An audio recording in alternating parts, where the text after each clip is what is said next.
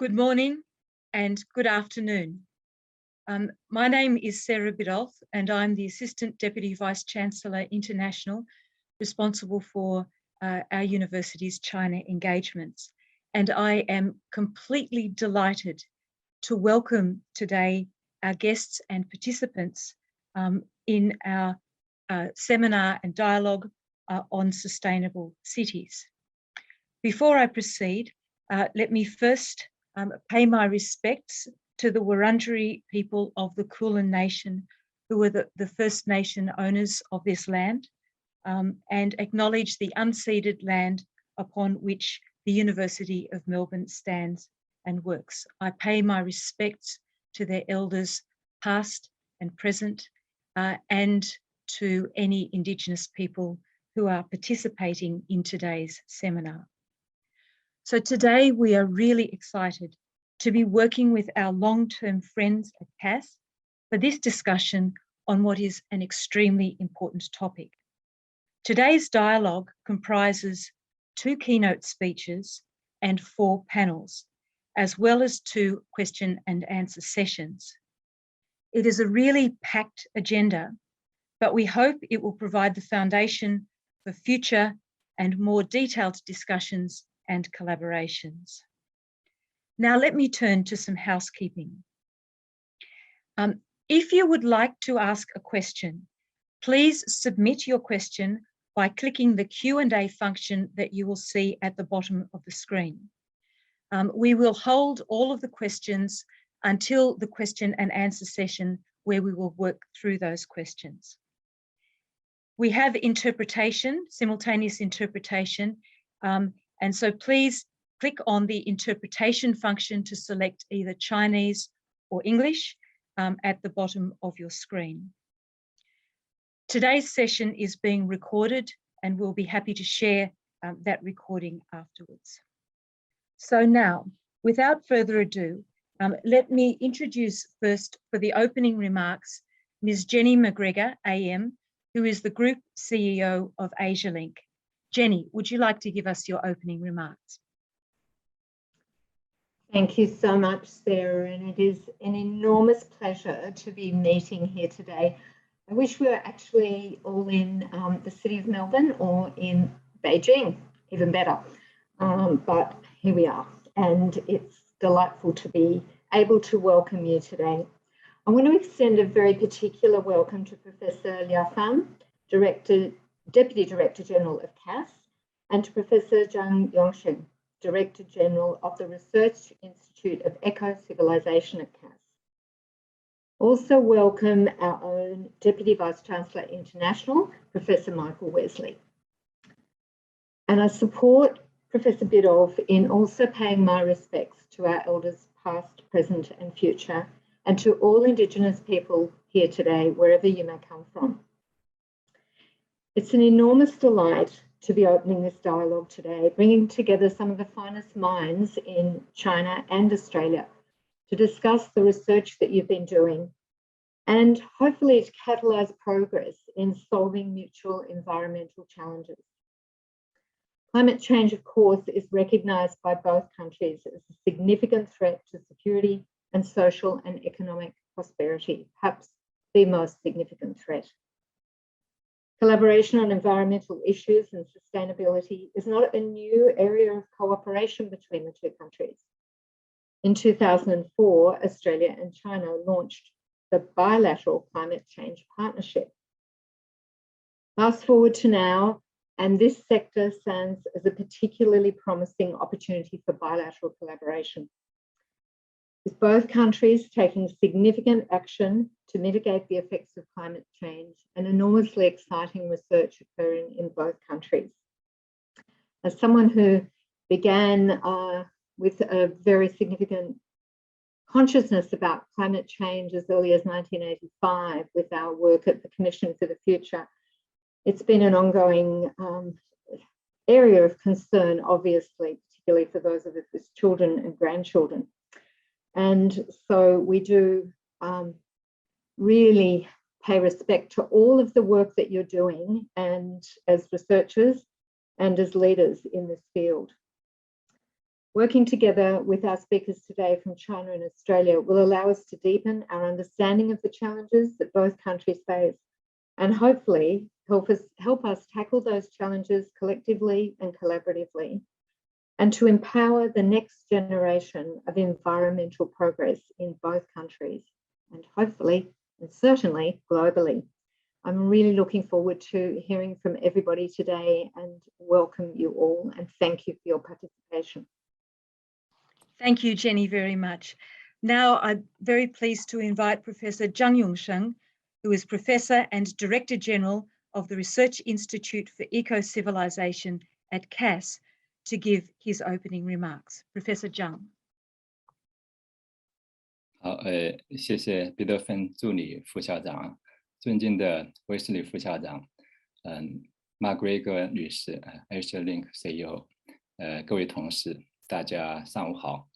我很荣幸代表中国社科院方面对会议的召开表示热烈的祝贺，并对墨尔本大学和 Asialink 的大力支持以及与会嘉宾的贡献表示衷心感谢。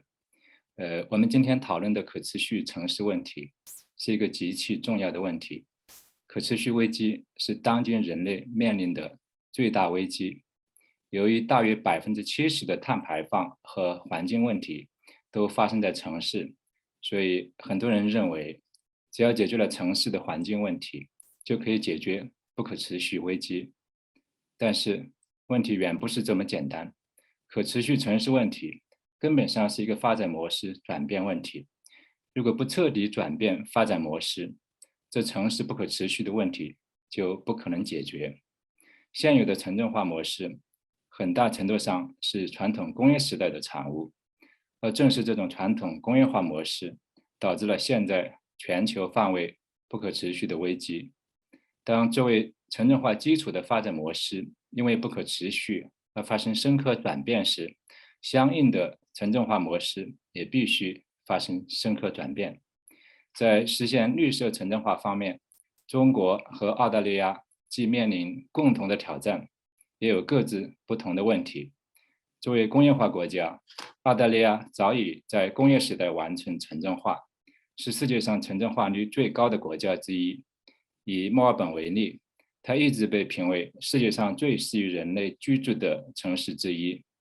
但与此同时，墨尔本也是世界上人均碳排放最高的城市之一。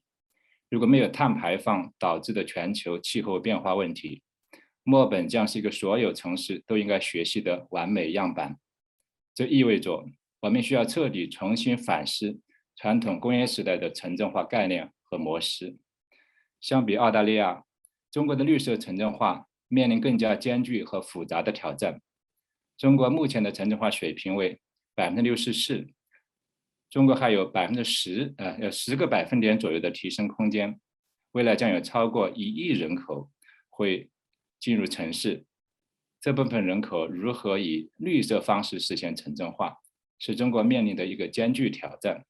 与此同时，在传统工业时代形成的现有城市如何进行绿色转型，更是一个巨大的挑战。但是，实现绿色城镇化面临的更大的问题是，人们总是试图用传统工业时代的思维去实现城市绿色转型。这种思维方式很难解决城市的可持续问题。城市绿色转型不只是在城市里建公园，而是在公园里面建城市。这是两个非常不同的思维方式。今天，中国社科院和墨尔本大学众多的优秀学者在一起讨论我们这个时代面临的最大挑战，是一件非常有意义的事情。墨尔本大学是世界上最好的大学之一，在包括可持续城市在内的众多领域具有非常强的研究力量。中国社科院代表中国社会科学的最高水平，两家机构的合作有远大的前途。我们生态文明研究所是专门从事环境和发展研究的机构，有以潘家华教授为代表的一批著名学者。我要借此机会再次感谢墨尔本大学的组织者，他们为举办这次会议付出了巨大心血。相信今天的会议会非常成功，也期待今后同墨尔本大学开展更多的合作。谢谢大家。Thank you very much, Professor Zhang Yongsheng, for laying down the challenges for us for this conference and for our work going forward. Now we will turn to the keynote speeches. First, I'm delighted to invite Professor Michele Acuto, who is the Associate Dean Research in the Faculty of Architecture, Building and Planning, who is Professor of Global Urban Politics and Director of Melbourne Centre for Cities at the University of Melbourne. Michele, please. Thank you very much, Sarah. Thanks, Jenny, and thanks, Professor Zhang, for the kickoff. Just bear with me for a second as the usual formalities. I thought, and thanks for the chance to get this conversation going. I thought I'd frame a few of the interventions that you hear later from Melbourne in the context of some of the work that we've been doing, not just the Melbourne Centre for Cities, but sort of with our partners and partners in China.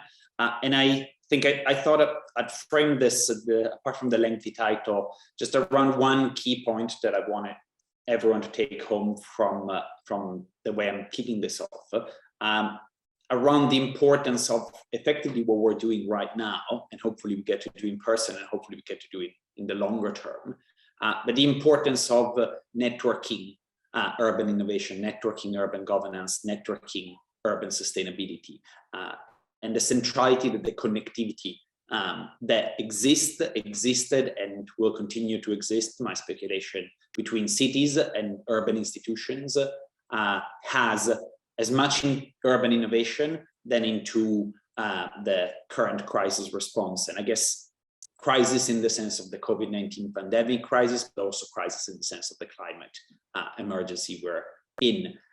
It was very clear, and it was very clear at the beginning of the sort of the first few months of the pandemic crisis. You have an example there as a statement from the Secretary General of the United Nations that we're living through a fundamentally urban crisis, a crisis that is driven and has thrived negatively, obviously, because of the connectivity between cities and because of the success of cities and urban areas in the world. So 90% of COVID-19 cases have been in cities. Cities are responsible for up to 75% of the carbon emissions.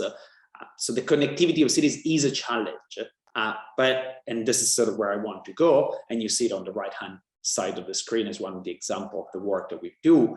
The ecosystem of the formal connectivity where cities connect with each other and share innovation, work together to find crisis responses, is potentially in reverse the way we address this in the medium and the long term. So a couple of bits of context and then a couple of bits or examples of how that has unfolded during the crisis.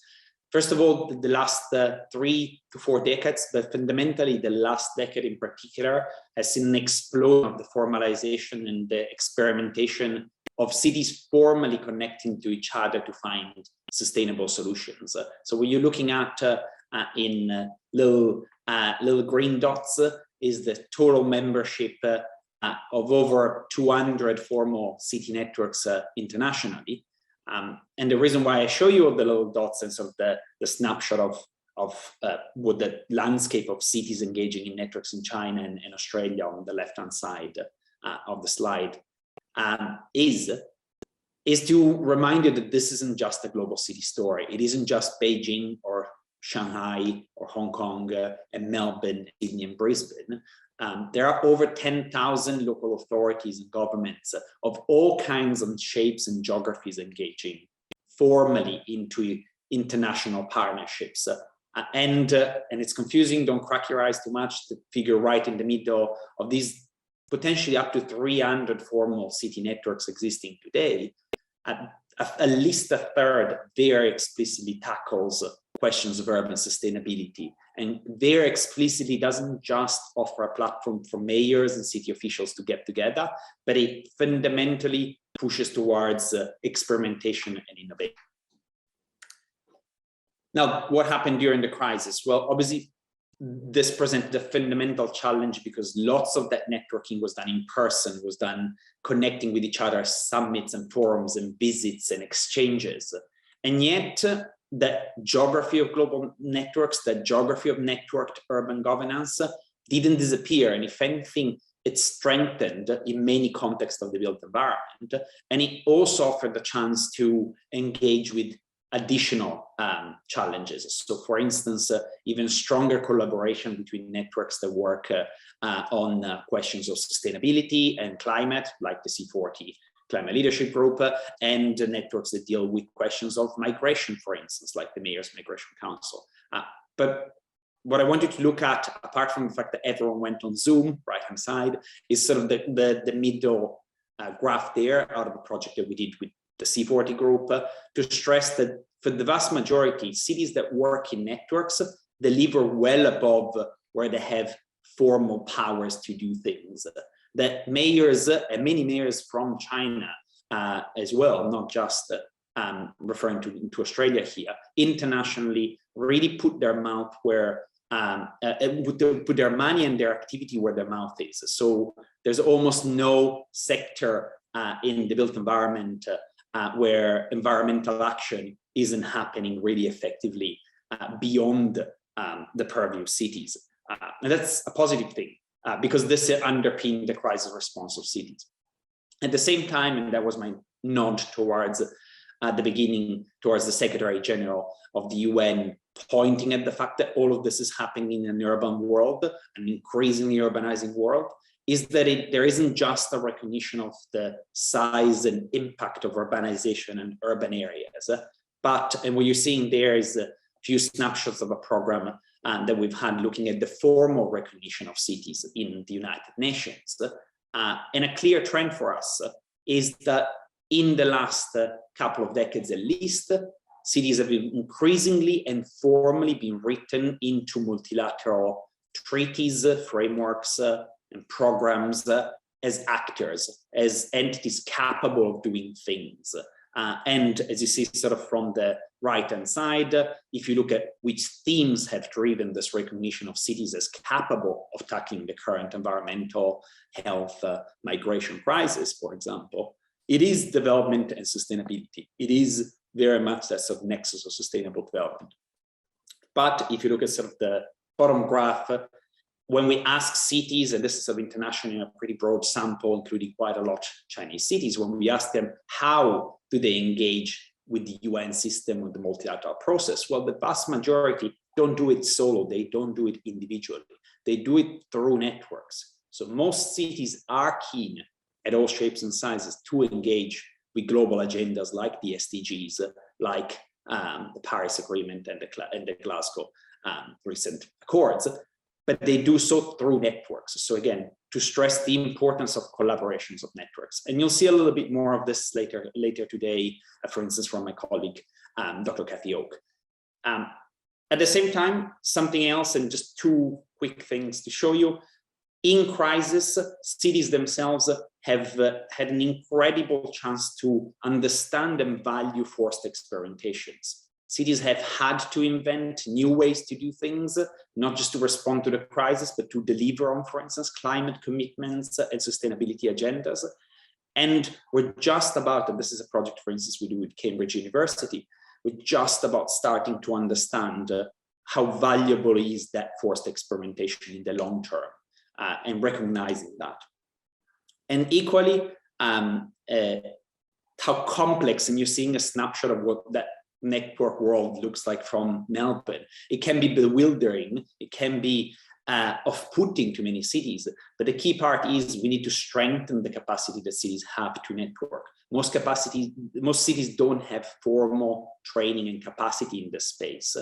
And when they have training, it is often informal, it's often self-guided.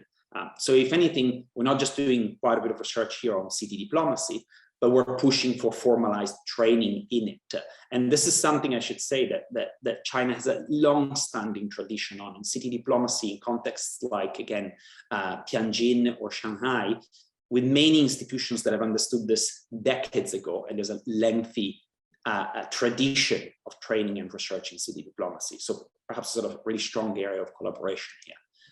And last but not least, the importance of strengthening how cities think about themselves and their knowledge systems. So again, pointing at the importance of sharing data, of connecting data. This is something, for instance, on a program on the value of urban observatories that we've done with the UN, including Beijing City Lab, and the power that data collaborations have.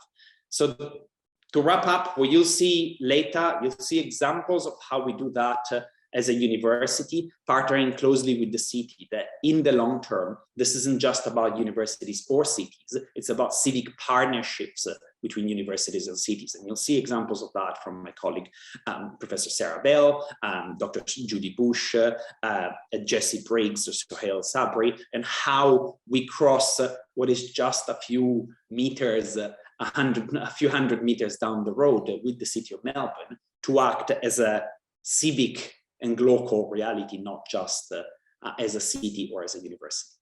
I'll leave it at that and pass it back to you, Sarah. Thank you very much, Michaela. That was fabulous. Now, I'm delighted to invite Professor Pan Jiahua, academician, professor and director of the Research Centre for Sustainable Development at CASS, to give his keynote speech. Professor Pan.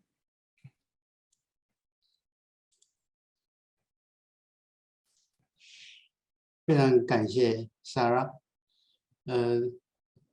大家下午好，上午好，今天很高兴，有这么机会跟大家一起，就在碳中和背景下的城市可持续发展做一些交流。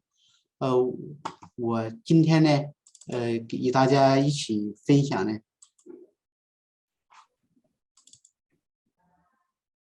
是关于中国的这样一个碳中和的问题，我们可以走多快？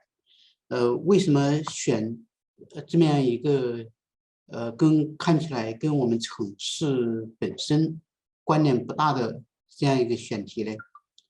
主要是背景的问题，因为我们碳中和是一个长远的战略性的。 而且我们城市化的进程呢，刚才咱们张永生所长也非常明确的讲呢，我们已经是到了2020年呢是63.89%，我们在2030年呢应该是会超过70%，那么在2050年应该在80%以上，那么中国的老龄化进程呢也正在加速之中，那如果是属于这样呢？ 所以实际上，那么未来的这个国家基本上是一个城市化了的国家。那么在城市化了的国家里边，所以呢，这样一个碳中和的进程，实际上也是城市碳中和的进程。那么也正是因为这样呢，今天我就想，看看呢，我们中国在城市可持续发展和国家碳中和的进程中间，我们现在所做出的。 比较明确的，这样一个碳中和的进程的时间表，在应该说在呢，上个世纪，也就是20世纪呢，我们是没有明确提出甚至减排的目标。那么到了呢，一直到了呢哥本哈根的时候，我们才比较明确的提出了这样一个碳强度。 减排的目标，那么在2015年巴黎协定的这样一个国家自主贡献呢，这时候我们才明确提出来一个总量的在2030年左右实现呢碳的达峰，那么其他的一些指标呢，也应该说呢，并不是特别的这个特别的强烈，那么在2020年，那么这些目标呢都进一步的提升了非常明确的讲呢，是要在2060年呢前实现呢碳的这个中和，而且呢在2060年实现呢非化石能源的占比占了80%以上。那么这样一些实际上对于我们城市的发展，应该说是挑战非常严谨。那么这个严谨就在于呢，我们的城市化进程、工业化进程，对于中国目前呢，我们称之为新兴经济体也好的，发展中国家也好的，或者说是属于这个什么迈向现代化的国家的进程也好，那么我们的挑战呢，应该说是相对于其他的发达国家和发展中国家，应该说的都是有过之而无不及。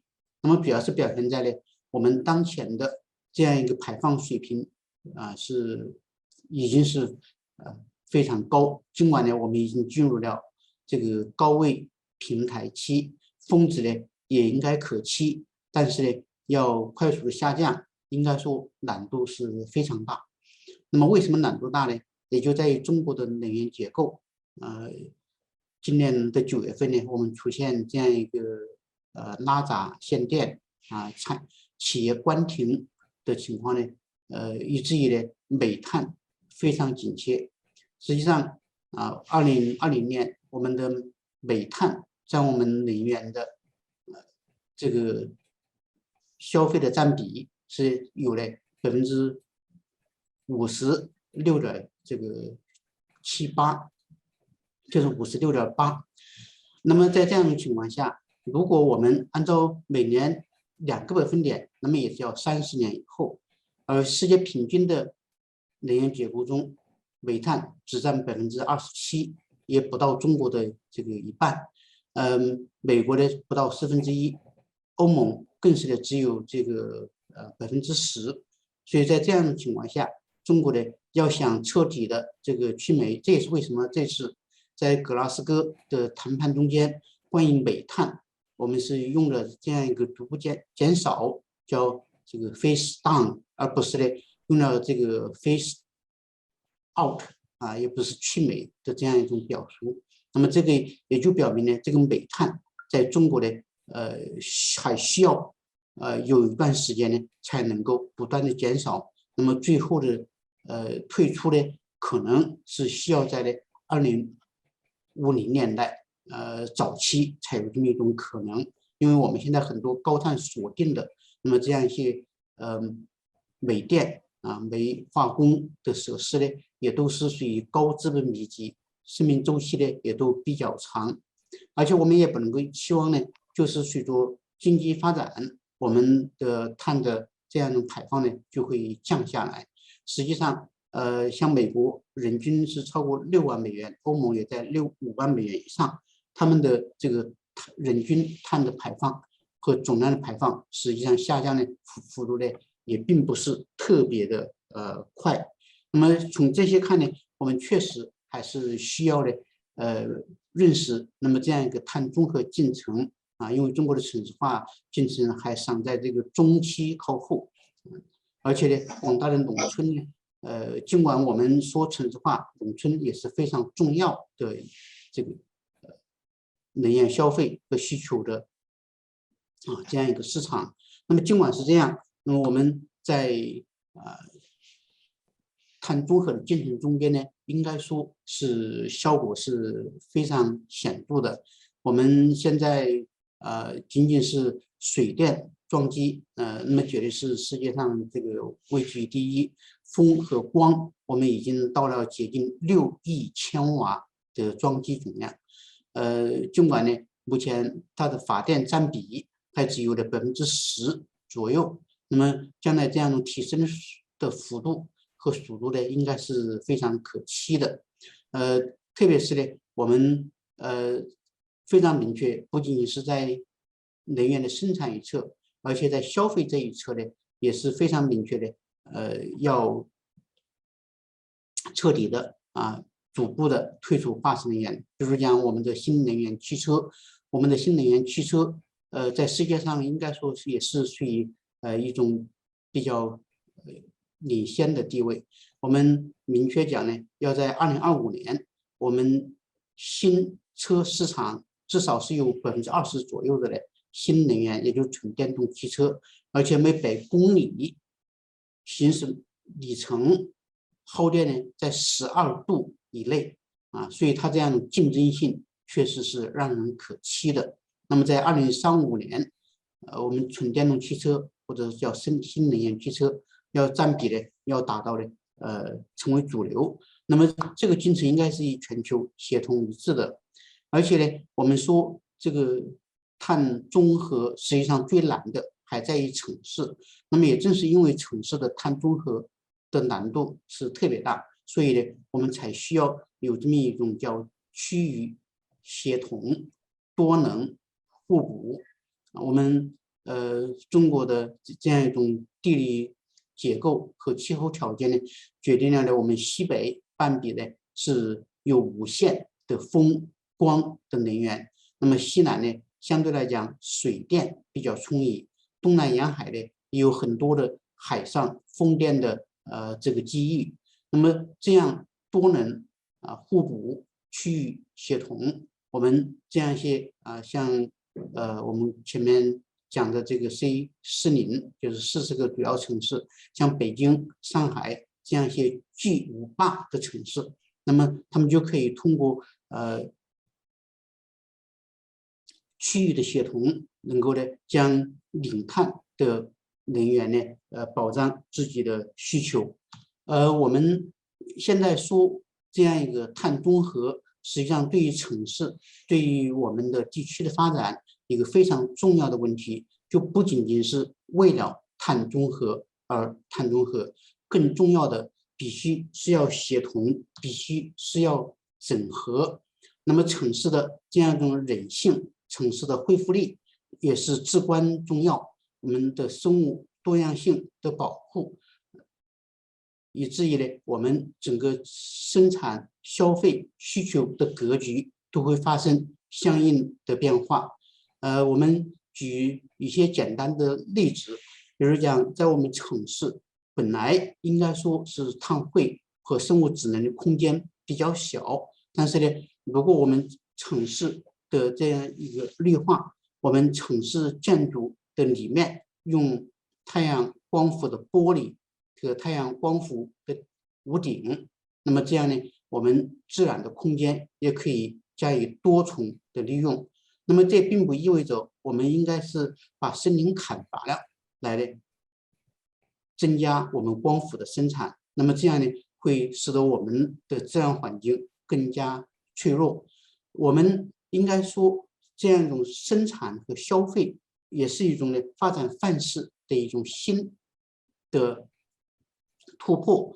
我们以前是生产和消费是分开的，那么我们现在如果把屋顶有光伏，我们这个自己充电、自己用电，那么也就是生产和消费为一体。那么在这样一个发展的进程中间呢，显然我们走向碳中和的，它不会是像工业革命那样一种一枝独秀、大规模化的大生产，而呢应该是呢是全社会整体的这样一种转型。那么就从城市的规划、城市的形态，那么我们城市的规划可能在将来就并不一定是一种超大型的城市，因为超大型的城市作为一个需求中心，他们的这样的供给相对来讲呢，自身供给非常有限。我们说基于自然的解决方案，那么这样超大型的城市显然是不利，或者说是不可能我们用基于自然的解决的方案的。那么这也就需要的我们在我们未来的城市化的进程中间，特别是需要的就地就近城镇化。那么前不久的世界银行有一个报告提出了叫就地城镇化，叫 in situ urbanization。那么如果是属于这样的话，我们就没有必要把城市的这个建得特别的高。如果城市建得特别的高，那么它所需要的能源量更大、更集中，这样也并不利于我们的走向碳中和。所以，如果我们与自然融为一体，人与自然和谐，共同打造那么这样一种生命共同体和命运共同体的话，我们城市、社区与自然呢也更加融为一体。那么我们自然可以的提供我们所需要的能源和各种材料。那么这样呢，我们的城市才可以的走向可持续。那么这样碳中和也就可以的如期的实现。我今天呢与大家分享的就这样一些，谢谢大家。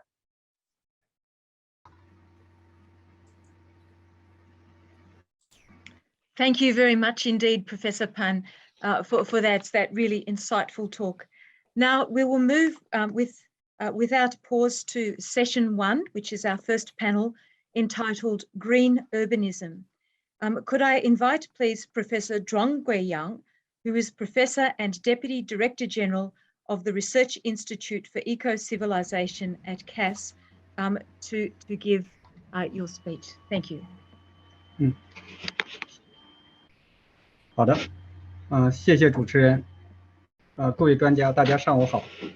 我想跟大家分享的内容就是中国碳达峰、碳中和的进程当中，城市如何来发挥引领作用。主要有3个方面的观点。第一个内容呢，就是说城市为什么在碳达峰、碳中和这个进程当中非常重要。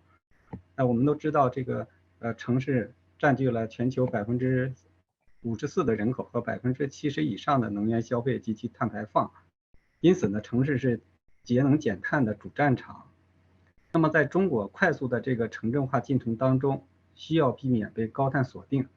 中国2020年城镇化率是63.89%，那么发达的国家和地区实现碳达峰的时候，城镇化率呢都超过了70%。那么从中国的这个推进工作方式来看，中国是自上而下的工作模式，中央做顶层设计，然后碳排放的指标呢是层层分解到地方政府。另外呢，从中国这个城市的特征来看，中国这些城市因为产业结构特征不同，决定了城市转型路径的不同。那么这些城市呢，与全国2030年前碳达峰这个进程相比，在进度上它也有的是比全国要早，有的比全国要同步，可能还有一些城市比全国要稍晚。因此呢，推进城市碳达峰、碳中和对于全国的碳达峰、碳中和目标的落实呢非常的重要。那么第2个方面的观点就是中国在推进这个城市碳达峰、碳中和的这个过程当中，中国的经验呢一般是采取政策试点的方式，这也是改革开放以来中国惯用的这样一种有中国特色的公共政策制定方式。从2010年开始，中国开展了3批，共有87个省市作为低碳城市试点。通过低碳城市试点呢，来寻找减排与发展的双赢的模式，实际上呢是一种政策求解的过程。那么通过研究发现呢，在这些试点城市与非试点城市做比较，我们就发现试点城市低碳发展的成效是高于非试点地区。越早开展试点的这些城市的低碳发展成效越好，这也就给予我们一些启示。在城市在碳达峰、碳中和这个进程当中如何来进行引领，我们通过中央政府的介入度和地方政府的学习能力2个维度来判断。那么城市在这个过程当中，它的表现可以表现为争先的模式、自主创新的模式、模仿的模式和守成的模式。我们知道，在这个碳达峰、碳中和这样的一个政策环境下，中央的这个支持力度很强，但是约束力也非常强。那么在低碳试点的时候呢，是弱约束、弱激励，所以说政策的这个环境出现了改变。因此呢，中央最近的关于推进碳达峰、碳中和行动方案当中也提出，要选择100个具有典型代表意义的城市和园区，继续开展碳中和这样的一个试点。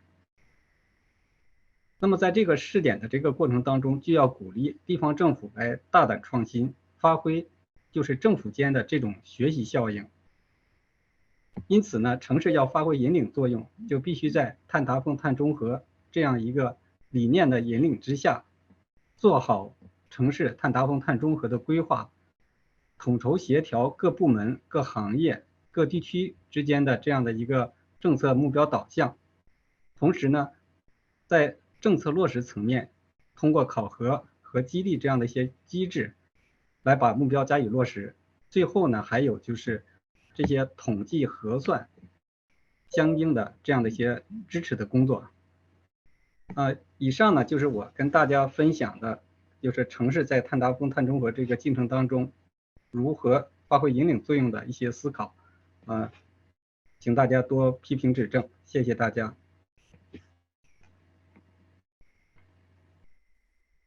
Professor Zhuang, thank you very much indeed for your fascinating talk. I hope you will share your PowerPoint presentation with us afterwards, which was very interesting indeed. Now let me please invite Dr. Judy Bush, lecturer in urban planning, Melbourne School of Design at the University of Melbourne, to give her talk. Judy. Thank you very much, Sarah, and thank you to the organisers of today's event. It's a fascinating program and collection of really interesting presentations. So I'd like to acknowledge the traditional owners of the land I'm located on, the Wurundjeri people of the Kulin Nation. Today I'm focusing particularly on urban greening, on the nature aspects of sustainable cities. And the reason that I'd like to focus on greening and nature-based solutions is because we know that they're really important for our sustainability, for our health and well-being. As speakers already have highlighted, greening and nature-based solutions help us to respond to climate change. They're really important in cooling cities during heat waves. They can help us to manage stormwater runoff from extreme rainfall events. And they provide habitat for biodiversity. They provide a sense of cultural heritage, a sense of place, and opportunities for us all to connect with nature. And we know that that's really important for our physical health and well-being, as well as our mental health, and really important for children's development as well. So we can see that greening and urban nature-based solutions are very much multifunctional urban infrastructure. So, whoops. As cities become denser and there's more development, certainly we're seeing local governments, for example, here in Melbourne, developing parks and open space. But it's also really important to consider how we can increase greening in private land as well. So privately owned buildings and developments. And so I was involved in some research to help the development of the Green Factor tool for City of Melbourne. And this tool is focused on one mechanism for increasing greening in new developments. And the way that the Green Factor tool works is that it defines a minimum area of greening, but it doesn't have to be in ground. It can certainly be green roofs, green walls, green facades. I think we're hearing from another speaker later today about the opportunities for green roofs. So the Green Factor tool is an important mechanism. We identified, using research, we identified some of those key functions that urban greening can provide, and then worked with the City of Melbourne local government officers to match those to their policy priorities. And so then we weighted each of those functions, as you can see here in this table. So for City of Melbourne, one of the most important elements is cooling the city. So therefore we gave that the highest proportional weighting. City of Melbourne also have important strategies for creating habitat for biodiversity. So that also got a very high rating. And you can see there are those elements there. You can see that recreation, place values, social cohesion, aesthetic benefits, these sort of cultural elements of greening are also important for the City of Melbourne. And so then the Green Factor tool provided different points to different types of greening. So you can see that large trees score highly in the Green Factor tool. City of Melbourne really want to see trees being planted. And certainly, you know, there's a range of different types of vegetation that are rated within the Green Factor tool. And you can see how that rating is summed across each of those functions. So I hope that my slides can be shared with participants, because you can see here that I have included links to websites. This link here to the Green Factor tool means that you can actually go in yourselves and try out the Green Factor tool, input the details of a particular development and see how that development scores using the Green Factor tool calculations. Thank you very much for the opportunity to speak today. Judy, thank you very much. I think we're all going to rush to the Green Factor tool just now if we can. So now let me turn to Professor Chen Ying. And Professor Chen Ying is the Professor and Deputy Director of the Research Centre for Sustainable Development at CASS.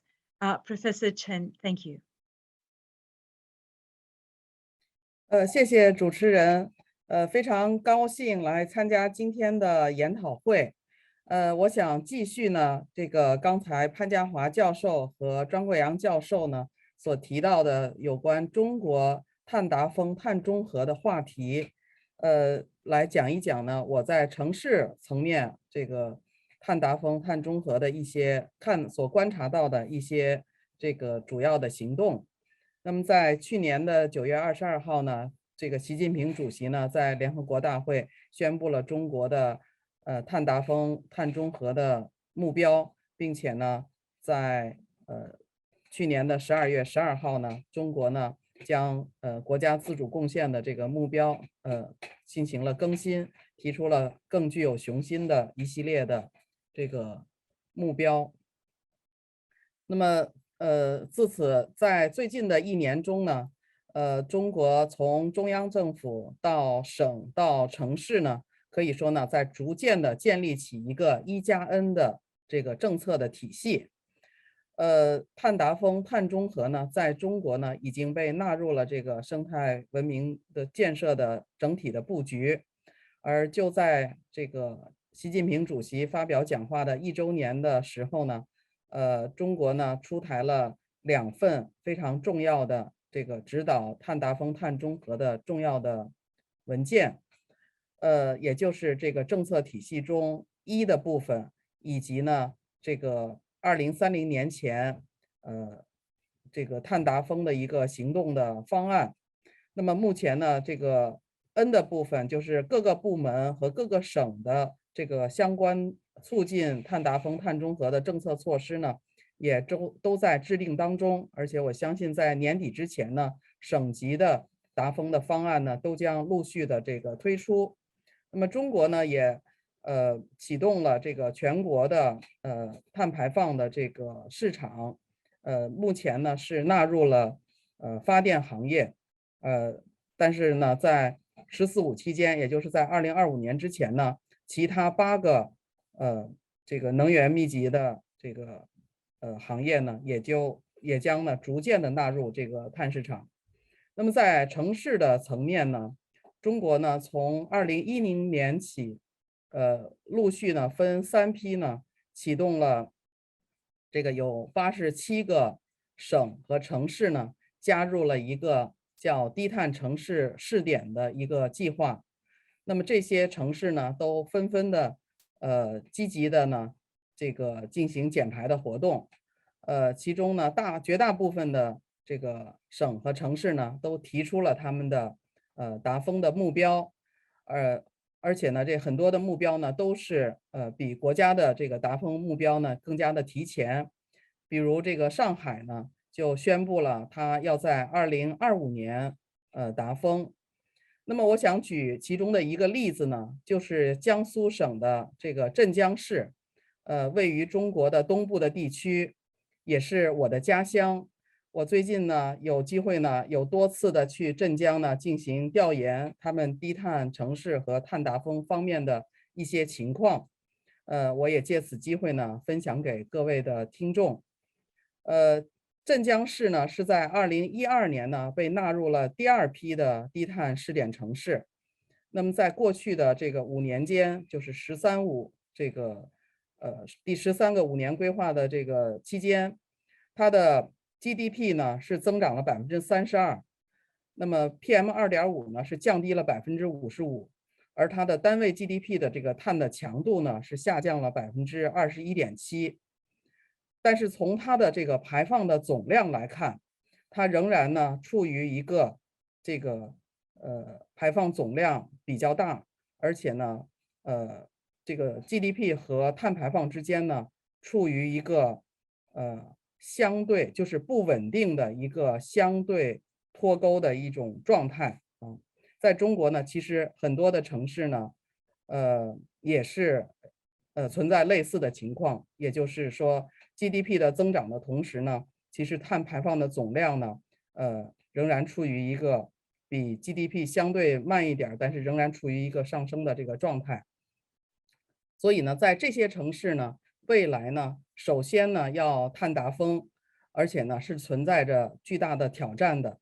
比如说在镇江市，它的这个我们经过了一些模型的计算啊，来为它呢这个预测呢未来达峰点和这个达峰的年份。那么它面临的主要的这个挑战呢，就来自于它的能源的系统。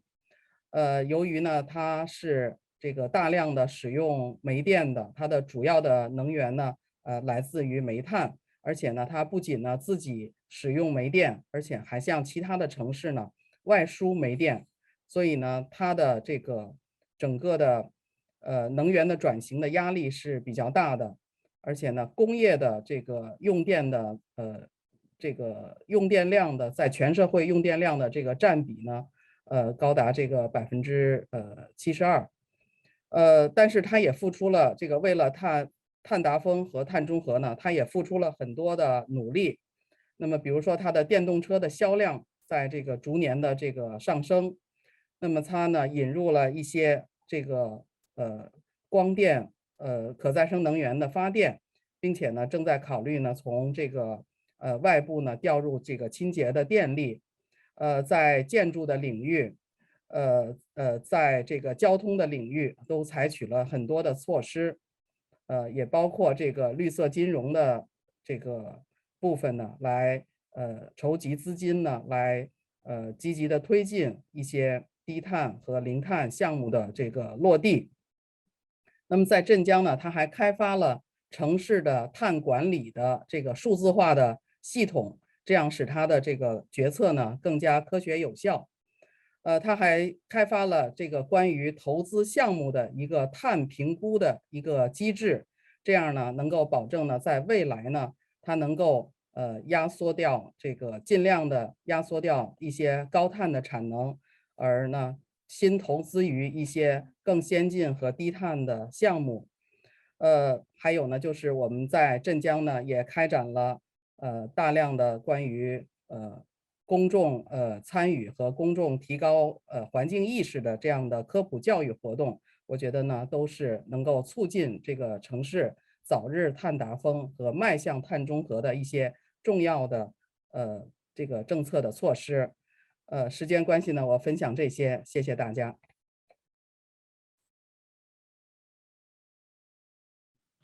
Thank you, Professor Chen. It's a beautiful city you come from, and I'm delighted to hear some more details about it. Thank you very much. And now let me invite Dr. Kathy Oakey, who is Associate Director Enterprise Principal Fellow in Informed Cities, Melbourne Centre for Cities at the University of Melbourne, to give her talk. Kathy, please. Thank you so much, Sarah. Just finding the mute button, and hopefully you can see my my slides. Great to follow on from all speakers in this session. Very relevant to the remarks that I'll be providing here, especially data from our Chinese colleagues. And I note that I'm joining today from Woi Wurrung Wurundjeri land from the Kulin Nation.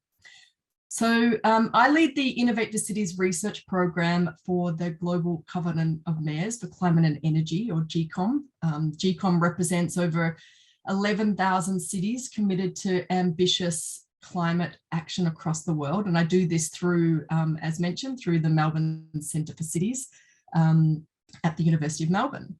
And as part of our inputs into this Innovate for Cities initiative, my colleague, Dr. Paris Hadfield, and I have been investigating how cities refer to research and innovation in their climate action plans to assist city networks such as those that make up GCOM to better increase knowledge exchange between city practice and city research for more effective policy decisions on climate action.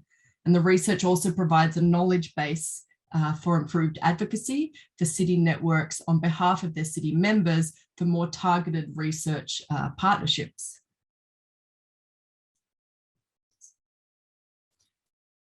So our work on the Innovate for Cities project builds on the Global Research Action Agenda for Cities and Climate Change Science, which was a key outcome of the first Cities and Climate Change Science Conference in Edmonton in 2018. The second iteration of this gathering of city climate science research practice policy communities was recently held to undertake a stocktake of the gaps in knowledge needed by cities to act on the ambition of the Paris Agreement to keep warming at 1.5 degrees Celsius.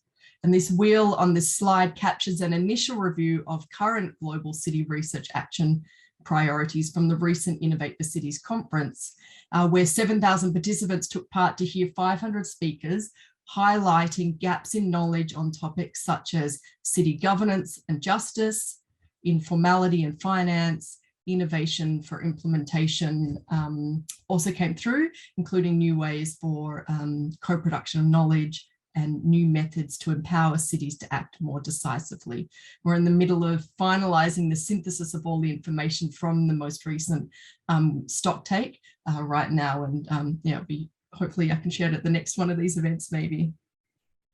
So because we know that cities are complex and decisions and advocacy must be context relevant for outcomes to be most successful, in addition to thinking about broad knowledge gaps captured in that global research agenda, the Innovate for Cities initiative also focuses on a regional basis, looking at how cities consider research and innovation in climate change action planning.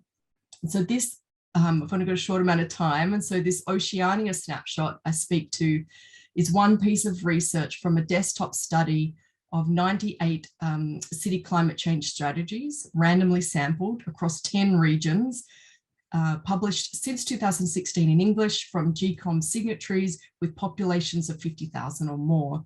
And this desktop approach we took was actually our proxy during COVID to determine more localized knowledge needs from cities themselves without actually having to speak to cities during last year.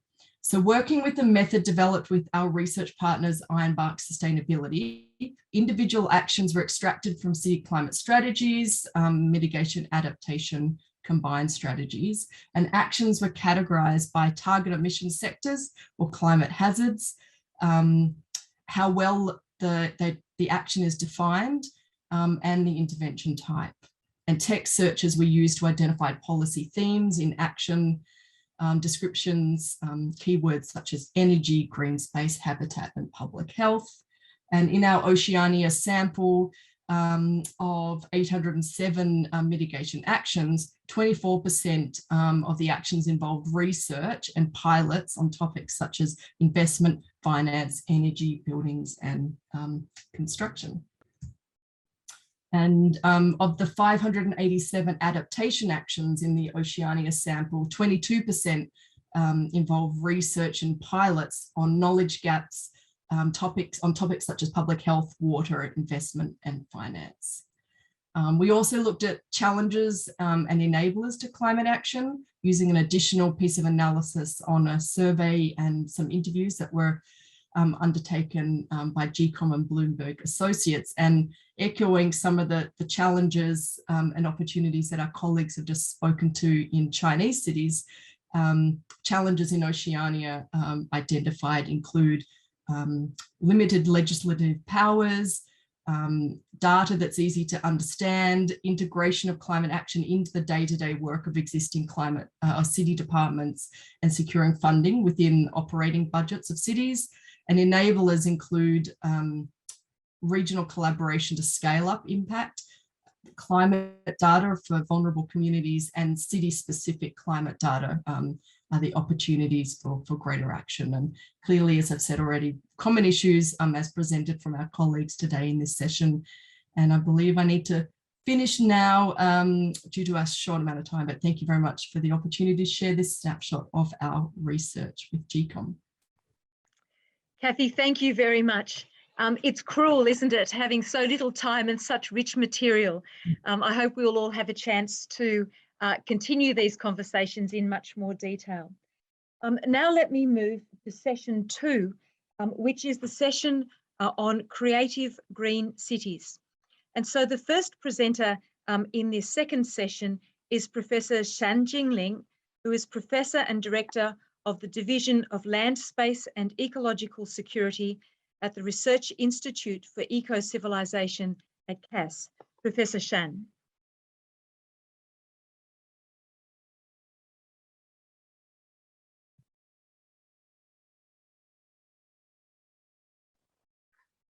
好的，谢谢 Sarah。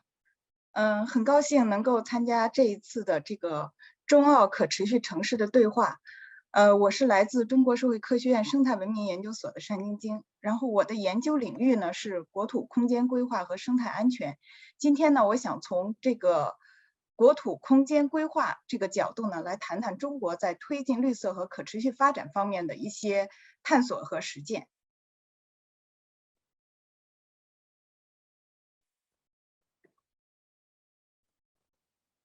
2018年呢，中国呢进行了中国的国务院进行了机构改革，把原来分属于国土资源部的土地利用规划，分属于住房和城乡建设部的城乡发展规划和分属于国家发展改革委的主体功能区规划，合并为统一的国土空间规划，由新成立的自然资源部来负责推进。那么这个目标呢，就是要构建一个更加绿色和可持续的规划，也就是我们通常所说的三规合一，把刚才上面所说的3个规划统一为一个国土空间规划。同时呢，加强国土空间规划和经济社会发展规划，和这个生态环境部的生态环境保护规划，和中国海洋部的海洋发展和海洋主体功能区和生态保护规划，还有中国的生态安全屏障规划，中国的林草局负责的这个草原和林业和这个森林保护规划，这样一系列的规划的融合，来推动整个中国的绿色和可持续发展。那么对于国土空间规划，我们国家对它的定位呢，它是一个国家空间发展的指南，是我们可持续发展的空间蓝图，是各种开发活动、保护活动、建设活动的一个基本的依据。它的目的呢，就是要推动我们习近平总书记倡导的生态文明建设，推动中国的绿色和可持续发展。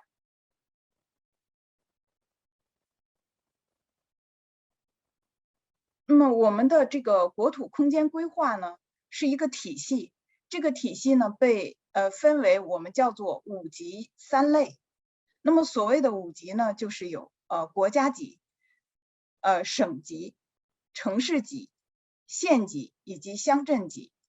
那么3类呢，就是包括总体规划、详细规划和专项规划。那么在国家级层面呢，我们是全国国土空间规划。那么现在我们正在制定的是全国国土空间规划2021年到2035年的这样的一个蓝图。那么这个国家层面的空间规划呢，它是侧重于战略性的，也就是如何从战略角度来推动整个中国的绿色空间的这样的一个构建，同时呢，提供一系列的政策工具来指引下面的4级的这样的一个规划，它是一个战略性的规划。那么第2个层级呢，是省级的国土空间规划。那么省级的国土空间规划在我们整个的规划体系里，它是侧重协调性的。那么它对上呢，要承接和落实国家总体空间规划的这样一个战略的实施，对下呢，要引导下面的市级和县级的规划，给他们提供战略指引。那么再往下面的3个级别，也就是市级的国土空间规划、县级的国土空间规划和乡镇级的国土空间规划，它更多的是侧重实施性，如何把国家的大的战略蓝图、省级的相对具体的这样的一些战略构想来层层落实下去，真正的做到规划和我们空间发展战略的这样的一个结合。那么在这个国土空间规划里头，非常核心和重要的一个任务呢，事实上是要划定我们的，就是规划和划出来我们的3区和3县。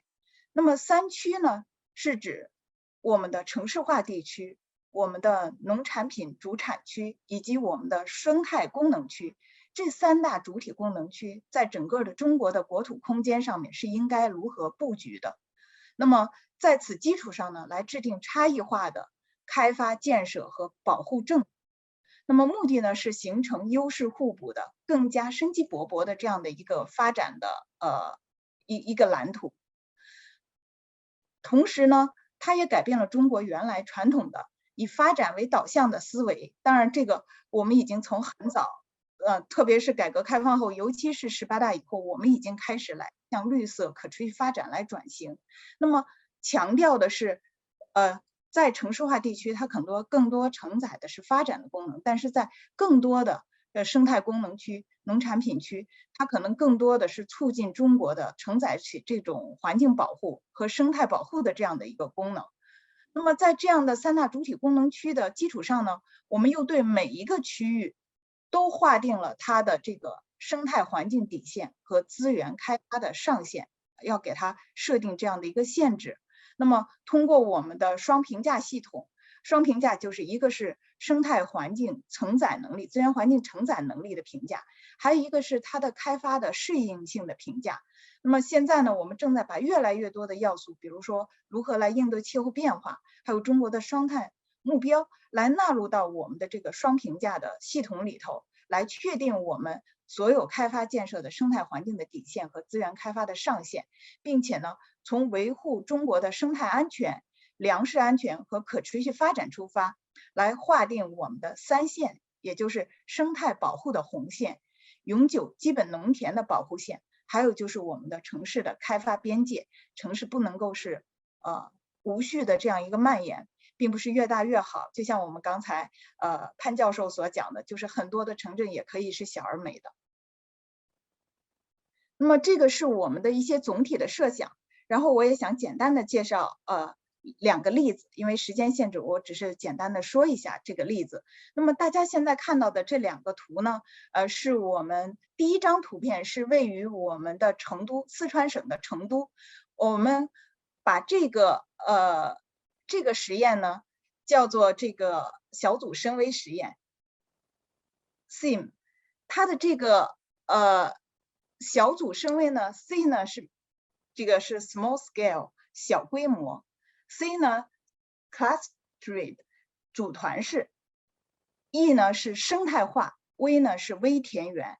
我们可以看到这是一个乡镇的发展模式，也就是刚才我们潘教授所讲的，就是它可以是就近的就地的城镇化，那么如何与它的生态融合在一起，然后它是一个微建设。那么第2张图片呢是位于我们的甘肃省张掖市，大家可以看到这张图片上面有山，还有 hills 还有一些农田。那么如何在这样的一个环境里尊重自然，依照这个自然的这样的一些地势来更融合的来建设我们的城市，不是大规模的建设，而是更利用自然，然后利用自然的这样的一些能源，利用自然的这样的一些地势来建设一个山水林田湖草人和城市这样的一个生命共同体。那么现在呢，在中国的很多地区都在进行着这样的一些实验和探索。比如说我们所也参加了很多，比如在海南的，像刚才陈英老师参加了无锡的，那么在做这样的一些探索和实践，把我们的研究和地方的绿色可持续发展结合起来，然后来实现刚才我们张永生所长说的，如何在生态文明的这个时代来改变过去传统工业化的这样一个发展思维，来做这样的一些探索。这个呢，就是我今天想要简要跟大家分享的内容，非常感谢。Thank you so much, Professor Shan, for your very interesting presentation. Let me now turn to Professor Mark Wong, who is Professor of Geography in the Earth and Atmospheric Sciences at the University of Melbourne, to present his talk. Mark, please. Can somebody make me a video? Start my video. Start. Oh yeah, no, good. Okay. Share.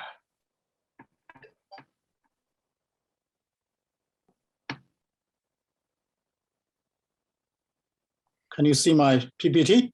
Yes. Right, thank you.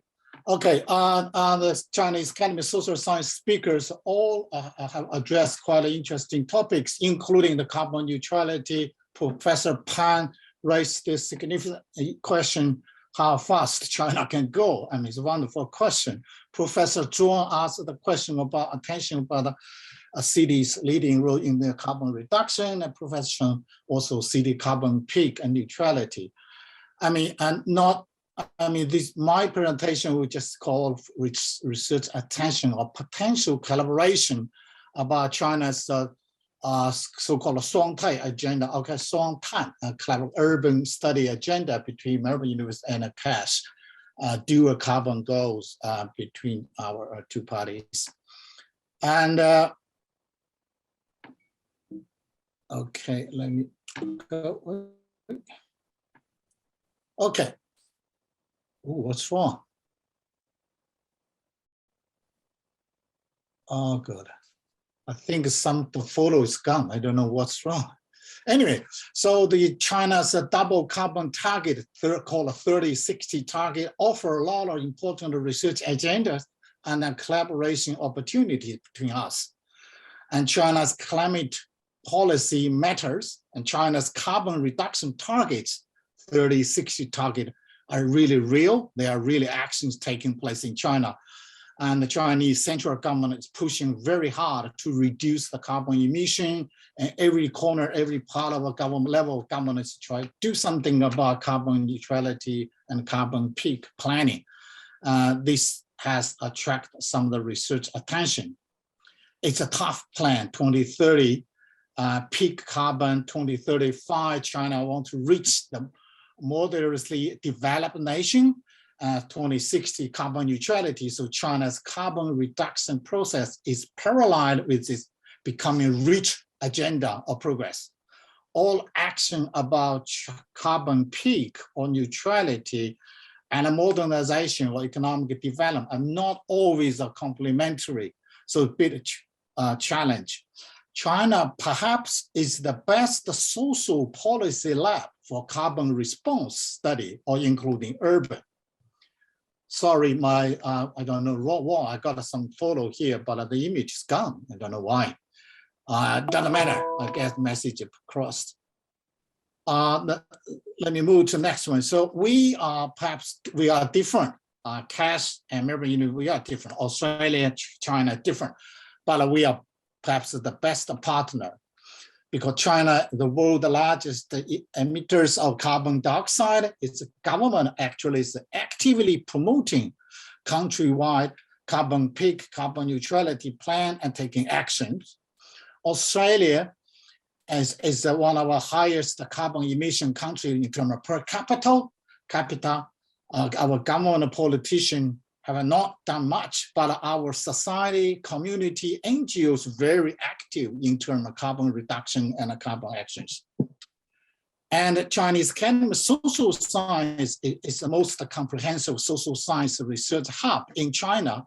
I think perhaps the world's largest social research center with over 4,000 social scientists, unbelievable. And also the government major think tank, double carbon goal, which is so China's national policy. It's not just simple engineering project, it's also social project. So CASS is 义不容辞, that's obviously. On Melbourne University, we are the #1. We claim the #1 in Australia. We are the world leaders. We have many world leaders or scholars about China study, about the working on the climate change, about urban response. Our colleagues already give some presentation, reflect what we are doing here. And I think potentially we can do some sort of collaboration. Just for example, think about the planning a low carbon city, which I guess Professor Han later will say something. He is the leading scholar for the low carbon city in China, and quite a few other colleagues here was part of that project. And I think about China's interest in doing, but also think about what 大拆大建,喜新厌旧, like something new. That's all about stuff demolishing everywhere. And also think about recently the Lanwei Law, demolishing this incomplete building. What that means, the carbon implication is very high, So we can do something. If people visit Melbourne, you will learn something of Melbourne, the heritage protection, some 100 years building protected. Maybe our several hundred years building in China will be demolished. So that's something. Planning low carbon city can be something not theoretically complicated, but simple, but we learn each other, be good. And low carbon action, behavior, or awareness, all this is a quite interesting research. Potentially we can do something. Carbon neutrality, as several professors from CASS already mentioned, the public NGO participation, always important, because we mentioned the carbon neutrality is not just engineering project or environmental project, it's a social project. Carbon justice, mitigation gap, or carbon reduction capacity, I think this is important as a geographer, and also one of professor already addressed issue, including Zhengjiang's case, reflect the spatial, sort of a mitigation gap compared with the inland, for example, city with the coast city, the carbon reduction capacity, or it will be different. Individual group that different sort of capacity, and urban industry sector, that is sectorial difference, the low carbon transition, the pace, it's quite different. Anyway, so I'm thinking that there's quite many potential research collaboration in this area. I'm looking forward for more potential discussion with a colleague from CASS, and hopefully have something we can do together. That's it. Thank you. Thank you very much, Mark. And let me reiterate and support your idea that we work together on areas of mutual interest some more. Let me now turn to Professor Zheng Yan, who is Professor and Director of the Division of Climate Change Economics, Research Institute for Eco-Civilization at CASS. Professor Zheng.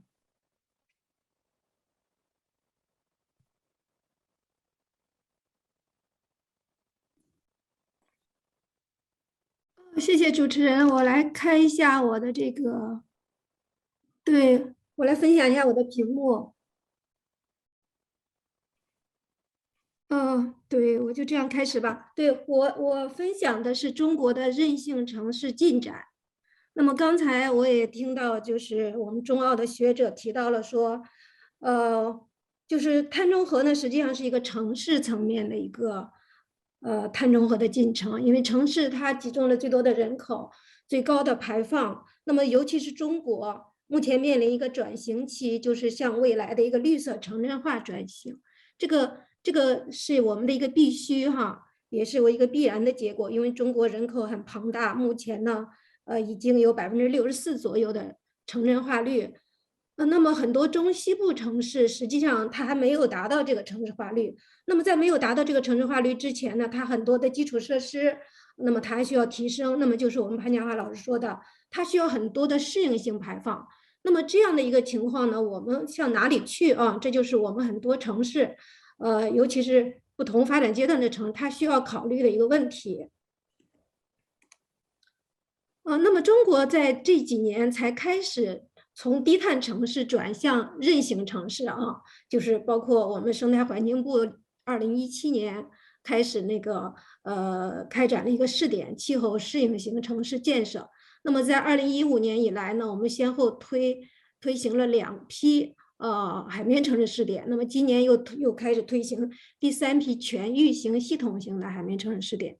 那么像这样的两类试点城市政策，那么它实际上都是跟这个应对气候变化密切相关的。虽然海绵城市住建部推行的这个海绵城市试点，它并没有真正说把应对气候变化的目标纳入他们的这个政策目标里。但是这几年呢，也开始越来越把这个海绵城市和应对气候变化结合起来，因为它是一个水系统韧性这么一个很重要的问题。那么除了这个之外呢，除了政府部门推行的这个城市试点以外呢，中国还有很多城市那么积极参与了国际韧性城市的一些试点，比如说国际100韧性城市，那么还有 GCAM， 刚才那个墨尔本的专家也分享了，那么有一个 GCAM 的亚洲项目，那么想选择武汉作为中国的一个试点，那么目前正在跟生态环境部在推进这个事儿。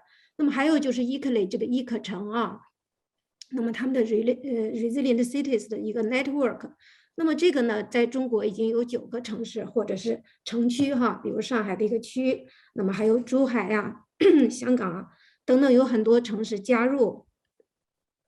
那么这是我们做的一个工作。那么这个工作呢，我们实际上是拿这个暴雨作为一个案例，然后看了中国地级以上的城市，大概280-90个城市，那么他们的这个韧性的差异，那么我们区分了四类，那么按照这个城市的这个暴雨韧性一个综合指数，包括汇率栏人均 GDP 综合韧性和 specific 的这种专门应对暴雨的韧性，我们做了一个综合的韧性指数，然后和这个暴雨的这个 hazard 的指数致灾危险度指数做了一个区分。那么我们发现就是说，真正的韧性城市高风险高能力的那么它实际上是很少的。我们看到这个红色和这个黄色的点呢，它实际上就是黄色的是海绵城市试点，红色的是那个气候适应型城市试点。我们可以看到有一些海绵城市，它实际上是具有高韧性的，那么大概1/3吧，它都是属于低风险韧性的这种海绵城市。这也是因为他们得益于他们得到了很多国家层面的财政的支持和地方城市的重视。那么我们推行的这个28个气候适应型城市试点，我们可以看到大部分80%-90%以上，它都属于脆弱性和高风险城市。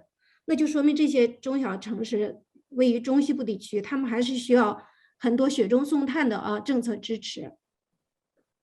那么最后我想简单概括一下，就是说我们如果要面向 FCC 所说的一个气候韧性发展路径，因为这个路径是兼顾应对气候变化和可持续发展，尤其是要协同考虑减排和适应气候变化的目标，那么这样才能够未来趋向一个可持续的绿色的城市。那么我们提出3条路径，也是针对我国现在开展的气候适应城市这样的一些政策需求。那么3条路径呢，我们就是说，一个是发展型适应，那么就是优先弥补我们的发展赤字，那么我们要确保我们有一些适应性排放。那么我们这里有个案例是我们跟四川广元，我们所跟他们建立这个合作协议。那么我们有这样的一个长期的合作关系，自从他们08年汶川地震之后我们这边的庄老师呀、潘老师都给他们做这个长期的这种发展规划的支持。那么他们这些年做低碳城市做的也非常好，有特色。那么在适应城市呢，他们也是气候适应城市的试点。那么第二条路径呢，就是说针对一些就是added risk， 就是比如说暴雨现在极端性越来越强，是吧？台风沿海的这种发达城市，像珠海、宁波，但是他们应对这种更频繁的、更极端的这种灾害，包括北京、上海啊，那么他们需要有一些额外的、新增的这种适应基础设施的投入。包括公众的意识啊，我们今年的这个郑州的、山西的暴雨，我们也意识到这个问题了。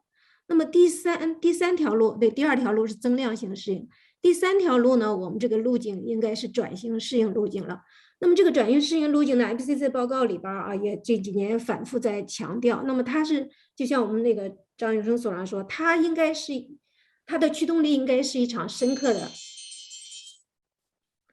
的、全面的、系统的转型。那么只有这样呢，我们才能够未来走向一个可持续的韧性城市，而且是绿色的。那么四川广元和浙江丽水，我们想看一看啊。最后我想提到一点，就是我们可以看到它有两条路径。那么我们现在在“十四五”规划的起点。那么四川广元呢，因为它现在的城镇化率只有40%几，那么它离这个全国的水平啊，包括人均 GDP。它还只有全国人均 GDP 的1/3。那么，浙江丽水呢，它实际上被号称为浙江这中国第一市啊。那么在浙江省，在全国它的生态城市建设都是非常突出的。那么它实际上就走了一条，就是从浅绿到深绿啊，那么逐渐深化提升的那个绿色的发展过程。所以我想，这样两个城市的话，在中国还有很多，刚才很多老师也提到了。那么未来呢？其实我也想顺便提出一个问题啊，就是我听到各位专家说到的，抱歉，我在那个Q&A 的这个框框里没有办法输入。那么我想问一下，墨尔本它在一些部门啊，重点的部门，它怎么样推进这个减排和适应的协同管理？就是怎么样把低碳城市和韧性城市怎么样结合起来？我很有兴趣了解更多。那么我现在就讲到这里啊，好，谢谢大家。Thank you very much, Professor Zheng. So we've actually noted your question, and I'll ask one of my colleagues to put it into the Q&A for you so that we can address it during the Q&A session. So now let me turn to Professor Pippa Dixon, who is the Director of Asialink Arts, to give her presentation. Pippa, please. Thank you, and ni hao. Thank you very much for inviting me to participate. I've asked Daniel to share my slides, so I hope that that's visible now. The title of my short talk today is Art Communicating the Invisible. Many of the issues we face cannot be solved without collective action and awareness. To make sustainable change towards equitable societies, environmental repair and renewal, and community well-being, we must have political will, strong leadership, and crucially, galvanized communities working together.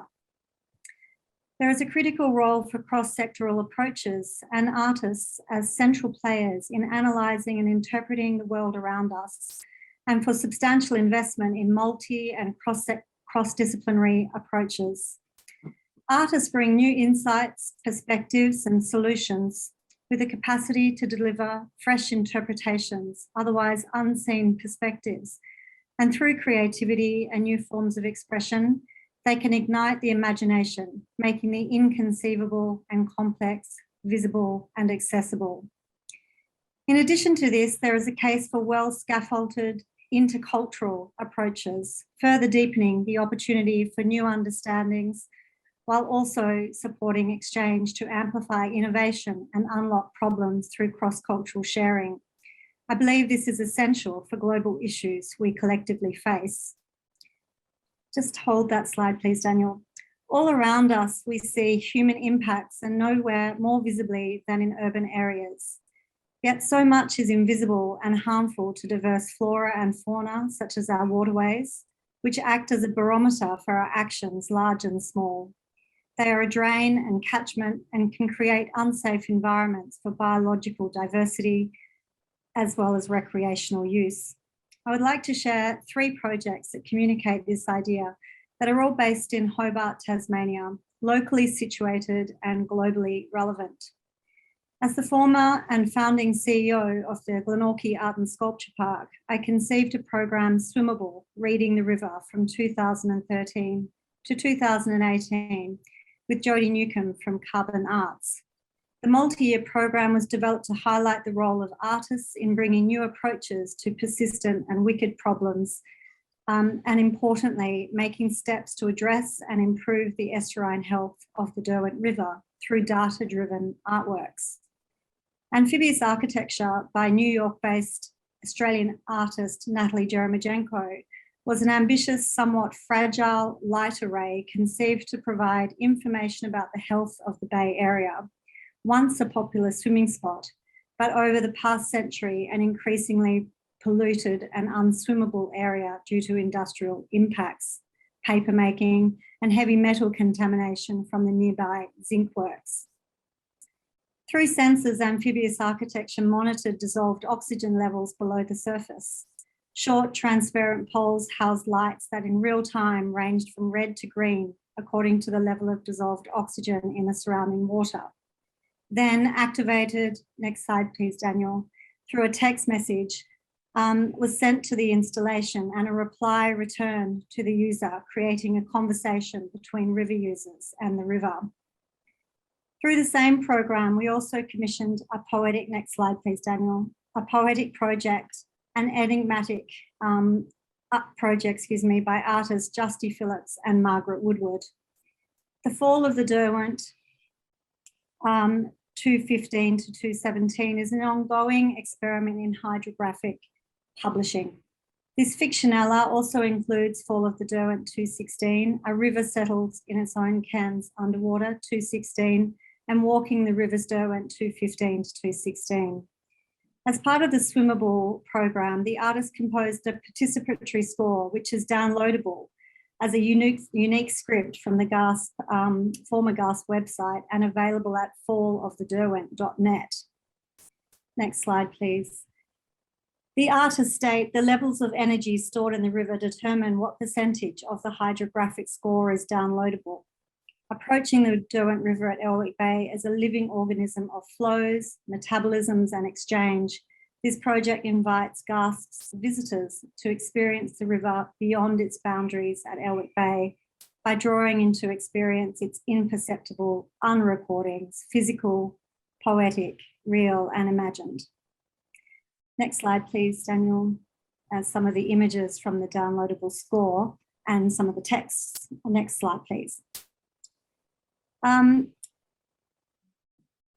Finally, in 2014, Detached Cultural Organisation, a private art collection and foundation, commissioned Washing the River by Chinese artist Yin Zhuzhen in 2015.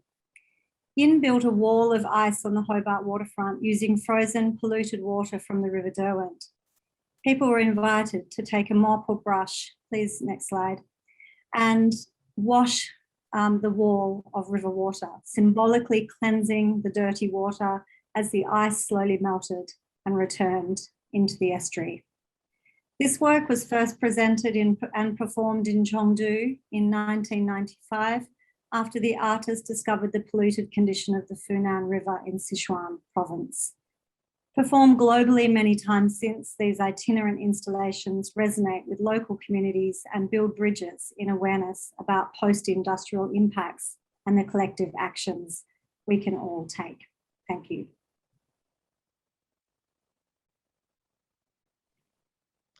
Thank you, Pippa. That's really a striking image, looking at a wall of frozen, polluted water. We have now reached the end of our second session. Before I hand over to Professor Sun Cheng Han for the Q&A, could I just thank all of the presenters? It is a very difficult task to present within 6 minutes, and you have all been remarkably helpful in keeping to the time and have managed to present an enormous amount of very rich material. So I thank you very much indeed. So now for the Q&A, let me introduce Professor Sun Cheng Han, who is Professor of Urban Planning at Melbourne School of Design. You'll see that there are already some questions in the Q&A. If you have any more, please put them in, and I'll hand over to Professor Sun-Cheng Han. Thank you. Thank you so much, Sarah. Good afternoon to all those in Melbourne, my colleagues and participants, and good morning to all those in Beijing, panelists, speakers, and audience.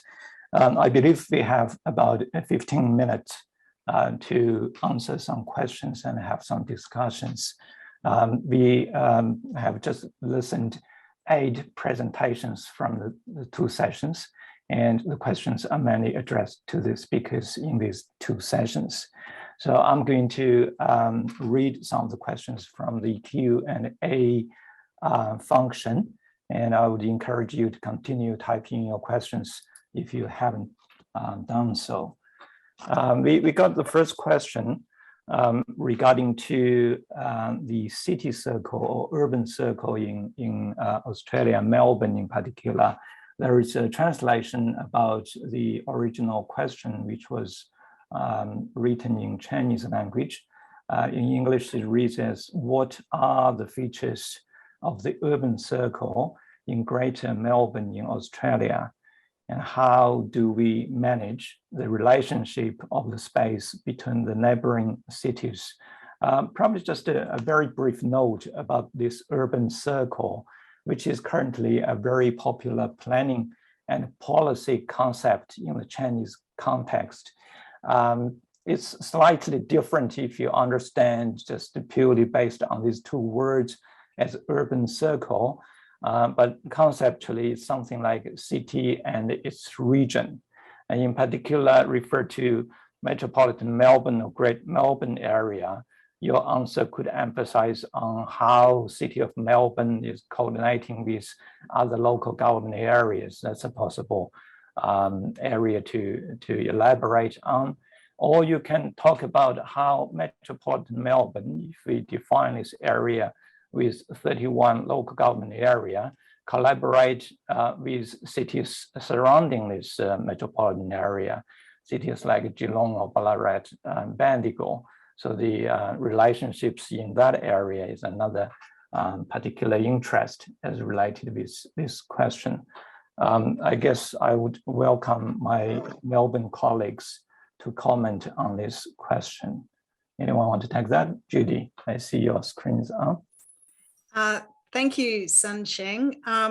It's an interesting question to think about the relationship between the city and the surrounding area. For Melbourne, the surrounding area includes really important food growing areas. So feeding Melbourne, there are a lot of market gardens growing vegetables and fruits. There's also important water storage, so closed catchments that include dams that provide Melbourne with its drinking water. And there are also really important biodiversity reserves, forests and native grasslands and so on. Some of those areas are indeed threatened by urban expansion. And so this is a major problem for Melbourne, balancing the need for housing and urban areas with the really important functions that surrounding rural area provides. And Melbourne is already a very large city, more than 10,000 square metres. One of the challenges, I suppose, is, Sun-Cheng, as you said, there are 31 or 32 local governments, and then there's the state government, and the policy and planning relationship between those different levels of government and between different local governments provides additional challenges to those issues. So I'm not sure that I have pointed to any particular solutions, but maybe just highlighted some of the challenges that Melbourne faces. Thank you very much, Judy. Do we have any other comments from the Melbourne colleagues?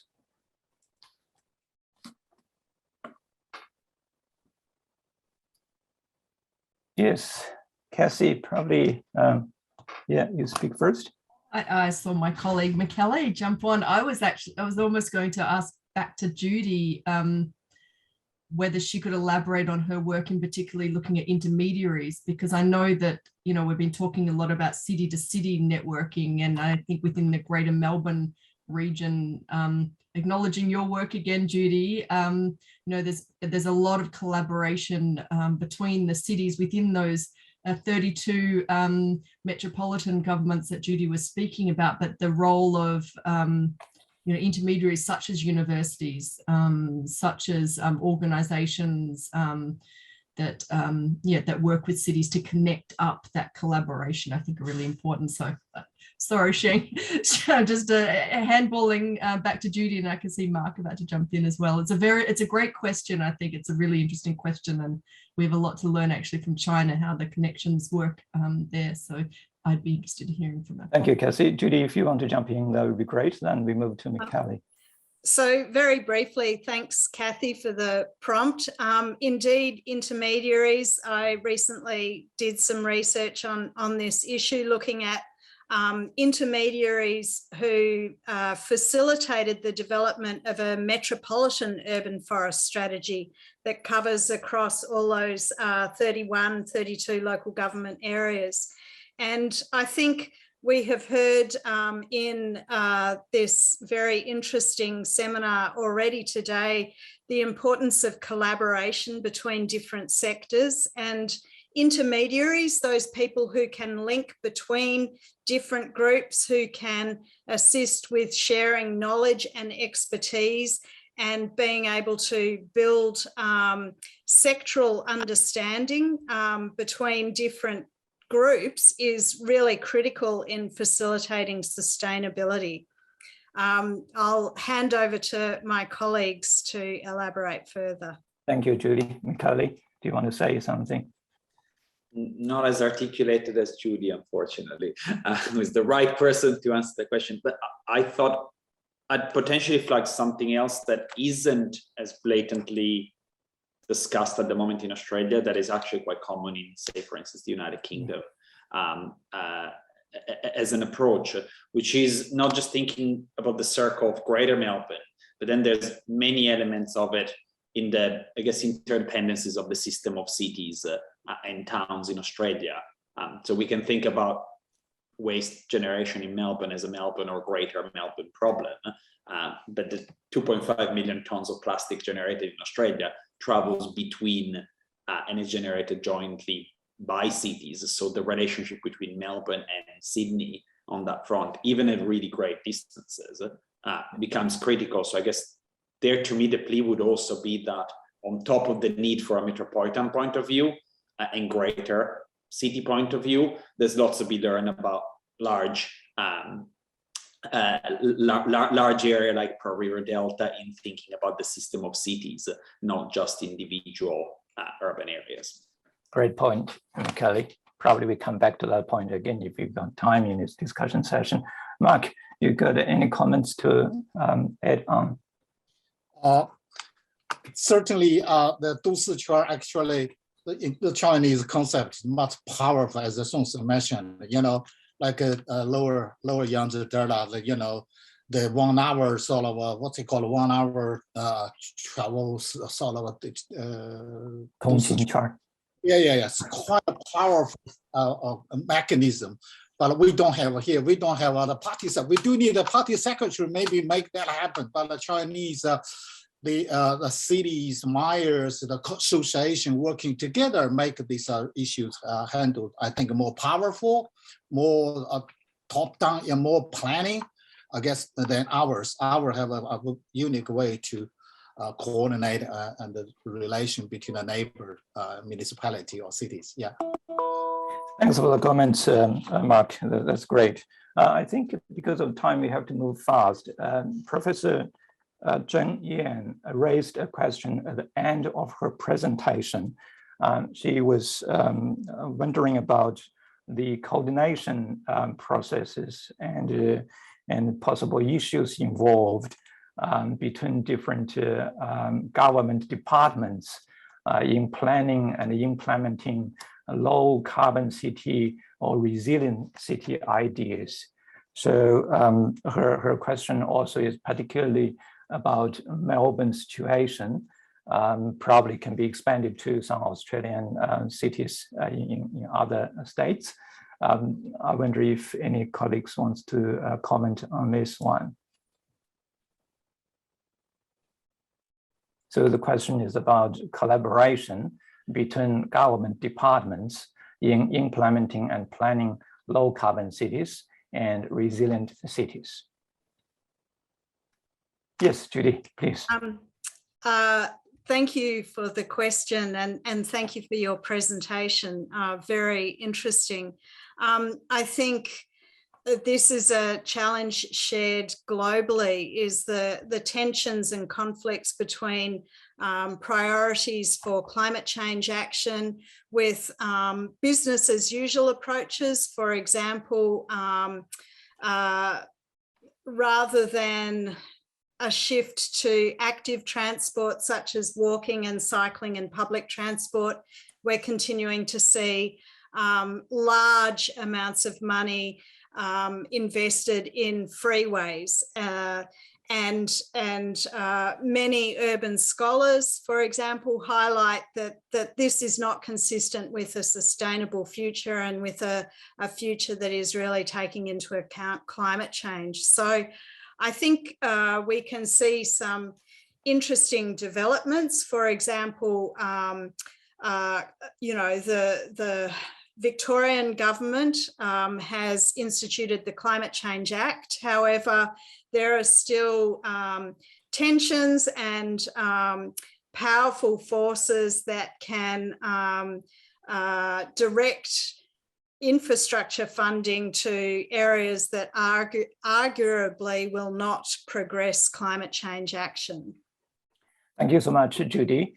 Because of the time, I think I have to stop here. I do have more questions regarding various aspects presented by particularly our CASS colleagues, but I'm sure we have other opportunities to discuss. So thank you very much for the panelists and for the audience, and wishing you will enjoy the next sessions. Now I hand over the screen back to Sarah. Sarah, please. Thank you so much, Sun Sheng. Yes, we will be having a second Q&A session. And so please do put your questions in the Q&A if you have questions that arise from the discussions in the previous two sessions.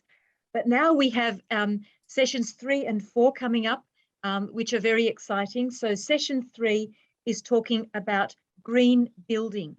And firstly, could I invite please Professor Chen Hung Bo, who is the Professor and Deputy Director of the Research Centre for Sustainable Development in CASS, to give a talk. Professor Chen.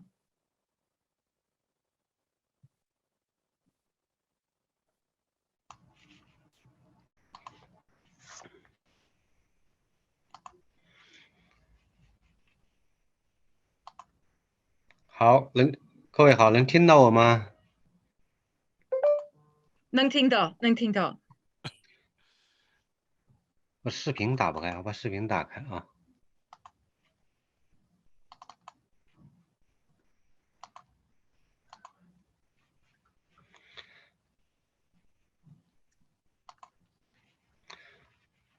来了，看得见。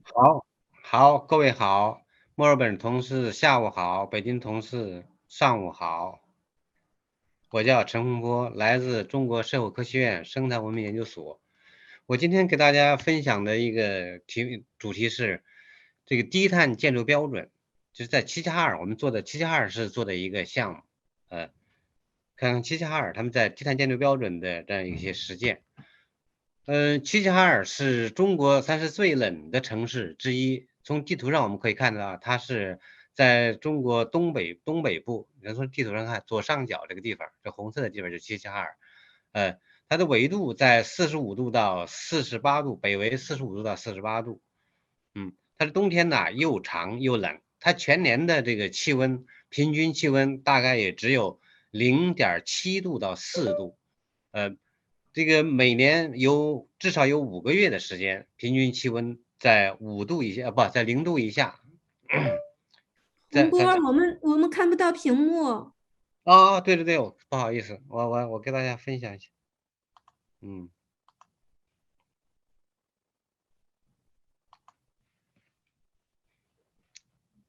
现在能看到吗？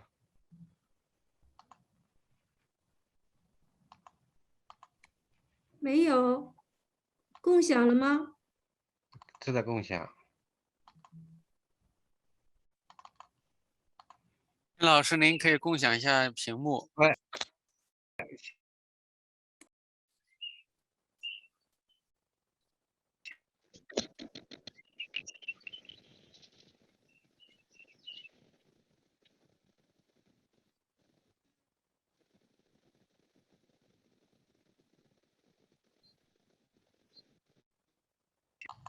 好的，谢谢陈老师。能看到了是吧？共享屏幕。能看到共享屏幕了吗？哎，现在有了。好，不好意思。好，我们可以看到齐齐哈尔在中国的东北部，它介于这个北纬45度到48度之间。它冬天呢，这个又冷又长，全年的平均气温大概在0.7度到4度之间。一年有5个月的时间，至少5个月的时间呢，温度在这个平均温度在5度以下。并且呢，它是属于按照这个国际建筑气候区来划分的话，它属于7区，属于第7区，跟这个芬兰的赫尔辛基和加拿大的魁格伯差不多的这样都是处在这个7区。所以呢，齐齐哈尔的这个建筑能耗和建筑碳排放占的比例很高，非常高，在国内来说，它算是比较高的了。它这个建筑的碳排放每年大概是在700多万吨碳排放，占它整个全市的碳排放来说大概有32%。因此呢，齐齐哈尔呢，他们就把这个减少建筑的碳排放作为他们应对气候变化的一个重点领域。在2014年，他们就邀请我们帮他们制定了一个叫齐齐哈尔建筑标准。然后呢，这个标准呢，正式是在2016年在全市来推行，主要是针对新建建筑来进行推行。这个建筑标准呢，它主要包括这个几方面。它主要是对这个建筑的整个的全生命周期进行评价。包括了一共有42项指标，分10个领域，按照3个阶段，一个是它规划阶段、设计阶段和运行阶段进行评价。它整个呢，在这3个阶段里面，它一共评价的有这些指标，包括这个小区的环境规划、空间布局和这个建筑设计，还有这个外维护结构，这个供热，和这个机电系统，还有这个照明，可再生能源利用，还有节水，建筑材料的使用，也包括建筑和装修这个过程。还有就是这个运行期间的碳排放的这个监测和管理这样几个方面。这一共42项指标，我就不一一说了，一一介绍了。所以分这样3个阶段，在这个规划阶段呢，主要是有4个方面，比如说这个土地的规划，还有这个交通的，它的交通这个怎么来进行设置，还有这个资源的怎么来利用。还有它生态，一共呢就是在这一块，这个第一个阶段有这么四类，大概10几个指标21项指标。然后在第2个阶段呢，就是设计阶段，呢有6类，有将近30个指标，这30个指标来进行评价。那这个是到运行阶段，就对它的碳排放整个进行监测、进行核算。这样呢，通过这样一些评价呢，对新建建筑分出5个档次、5个等级，一个建筑1星、低碳1星、低碳2星、低碳3星，还有零碳建筑，这就是负碳建筑。这相应的呢，我们都给它有分数，包括这个你比如说这个低碳1星，它必须60分以上。当然了，它不光是个总的分数，它有些方面我们也有一些硬的要求，比如说它对它这个外维护结构的这样一个节能效率有一个考虑，至少就是比国家这个标准呢必须是节能超过10%以上，这是低碳一星。如果你是这个如果是你是零碳建筑，就超过至少这个30%。当然，对这个可再生能源利用也有专门的指标，这是单项的这样考核。比如说，对低碳一星的，你可再生能源利用占你整个建筑能耗的至少是5%以上。如果你是零碳建筑，那你就是大于这个建筑这个可再生能源利用要大于80%以上。但是你如果是超过100%的，就是负碳建筑了。所以按照这个呢，我们来评出这个5个档次的这个低碳建筑进行评价。然后市里面为了鼓励大家这个利用这低碳建筑标准的推广应用啊，也出台了一些政策。当然它这个给了一些奖励，比如说这个对低碳一星的新建筑，如果是获评授予这个低碳一星建筑之后呢，有这个10万块钱，每一个项目给一个10万块钱的奖励。当然，你如果低碳5星，会给100万的奖励。当然，这个整个的奖励金额呀，还是非常有限，因为齐齐哈尔还是一个比较穷的城市。但是呢，它正因为评价了这个低碳建筑，它是对这个开发商来说，这是一个很好的卖点。再一个，对这个购买住房的人来说，对业主来说呢，这有利于这个节省运行期间的这样一些费用，比如说能源费用。所以呢，它这个标准推行之后啊，在新建建筑这边它是个鼓励性的标准，但是呢还是很受欢迎的。据说呀，它这个推行以后效果还是非常明显，效果尤其是在这个对供热这一块，对供热企业啊能耗大幅度的下降，这样这个效果比较明显。但是呢，我说目前没有它这个建筑能耗节约的这个数据。我们这有一个案例就是齐齐哈尔，它这个城市调解厅，也就是法院系统这个城市调解厅，他们在设计低碳建筑的时候啊，他们综合运用了这个太阳能热水技术，还有这个光伏发电的技术，还有地源热泵的技术、空气源热泵的技术，还有一些储能的技术。对这个建筑最后进行评价呢，它是一个近零碳的这么一个建筑，最后评为是这个低碳5星的建筑。这也是在中国呀，在极冷寒冷地区、极寒的地区，第一个叫近零碳建筑的示范项目。好，我就介绍这么多，欢迎大家讨论，谢谢。陈老师，谢谢你啊。I've never been to Chichihar. It seems like a very cold place, and very. Thank you for that presentation. Let me now invite Professor Nicholas Williams, who is Professor of Urban Ecology and Urban Horticulture in the School of Ecosystems and Forest Sciences at the University of Melbourne, to give his presentation. Professor Williams. Thank you, and ni hao everyone, and thank you for the opportunity to present. Can you see my slides okay? Yep. Okay. Yes. Excellent. I'd like to talk to you today about the benefits of green roofs in Southeastern Australia. We've been conducting research into the development and quantifying their benefits for about the past decade. In 2008, when we started this research, there wasn't a lot of green roofs in Australia at all, compared to in the Northern Hemisphere. And this was because it was a relatively new technology to architects, landscape architects and developers at the time. And there were also significant differences in rainfall, temperature between Southeastern Australia and the Northern Hemisphere, in Europe and particularly Northeastern United States and Canada and parts of China where green roofs were dominant. And we had very different substrates, lack of availability. You couldn't bring them into the country, the substrates and plants, because of the expense and biosecurity rules. And there'd also been no quantification of the local benefits, which meant that there were lots of perceived risks on the part of building developers, and they couldn't really see the benefits of them. So we started a research program where we did a number of things. One was developing lightweight substrates from local materials, in particular volcanic material called scoria or lava rock. We've tested over 170 different plant species to determine their suitability for green roofs under southeastern Australian climates, which can have long, hot, dry periods in summer.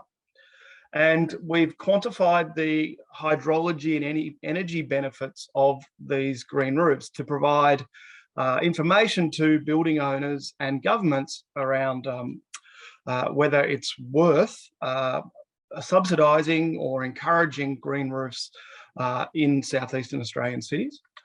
And then we've also looked at the people side of things and determined the types of green roofs that people most prefer and whether they have benefits for their well-being, in particular their psychological restoration and work performance. Because you can imagine if you've got an office building and there's lots of people looking out at a green roof, if it improves their work performance by even a small amount, that's going to be worth a lot to companies and building owners, and that might provide more of an incentive for them to install green roofs and may actually be a greater benefit than the energy benefits, for example.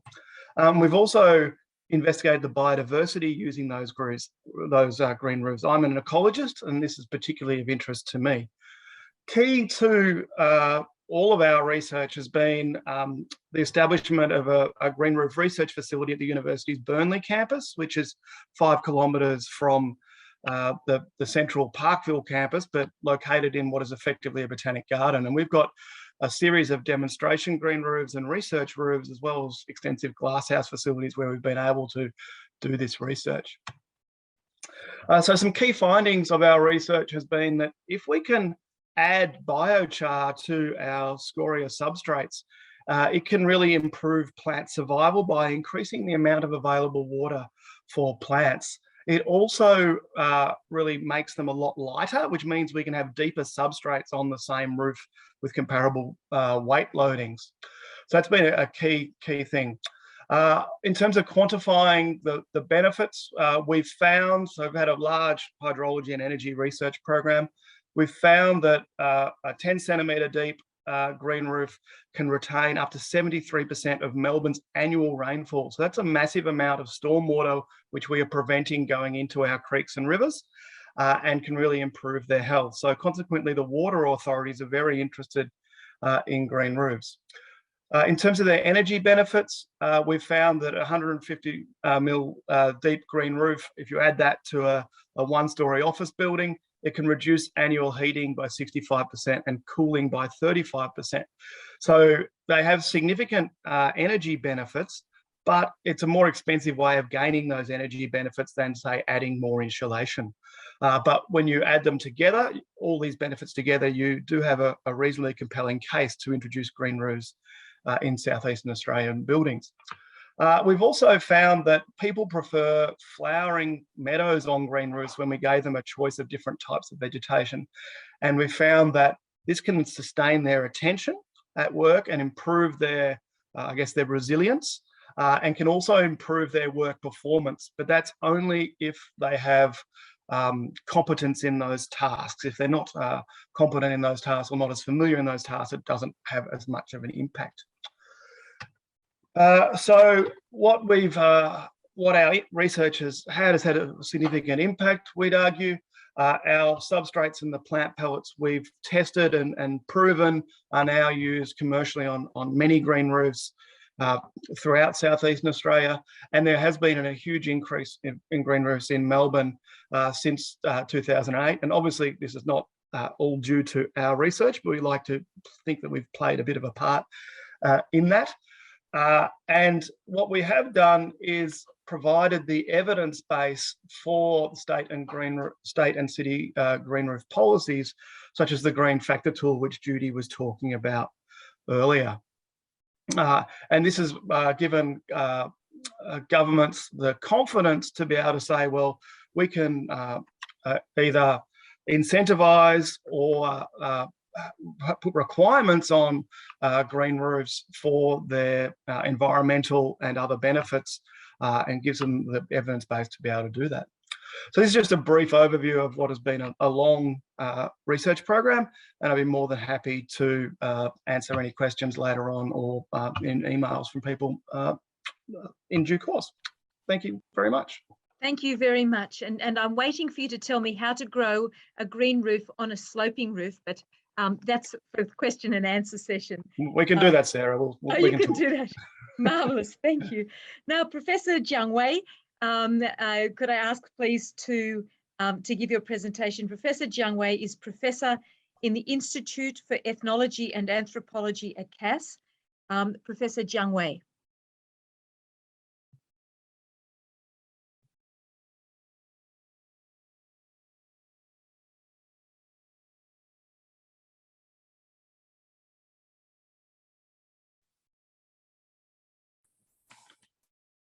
OK， 能听见我吗 ？Yes, we can hear you.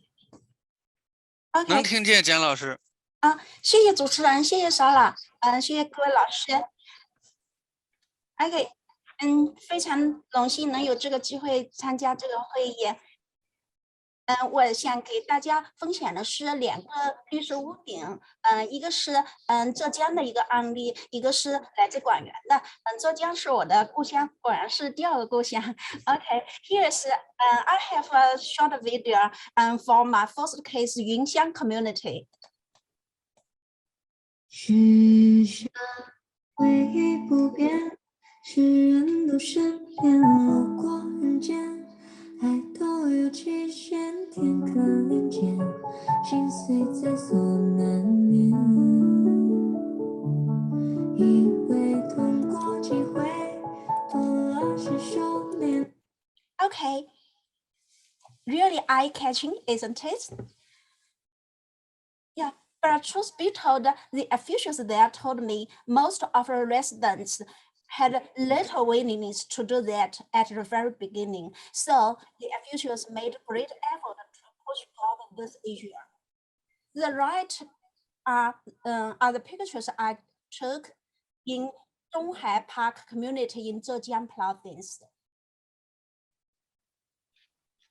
The green roofs here are a little bit monotonous, yes, because the community is located in Zhejiang province, where it is very, very hot in summer, and the extreme temperature can above 40 centigrade degree. So, and additional, the community pay all for the green roofs by itself.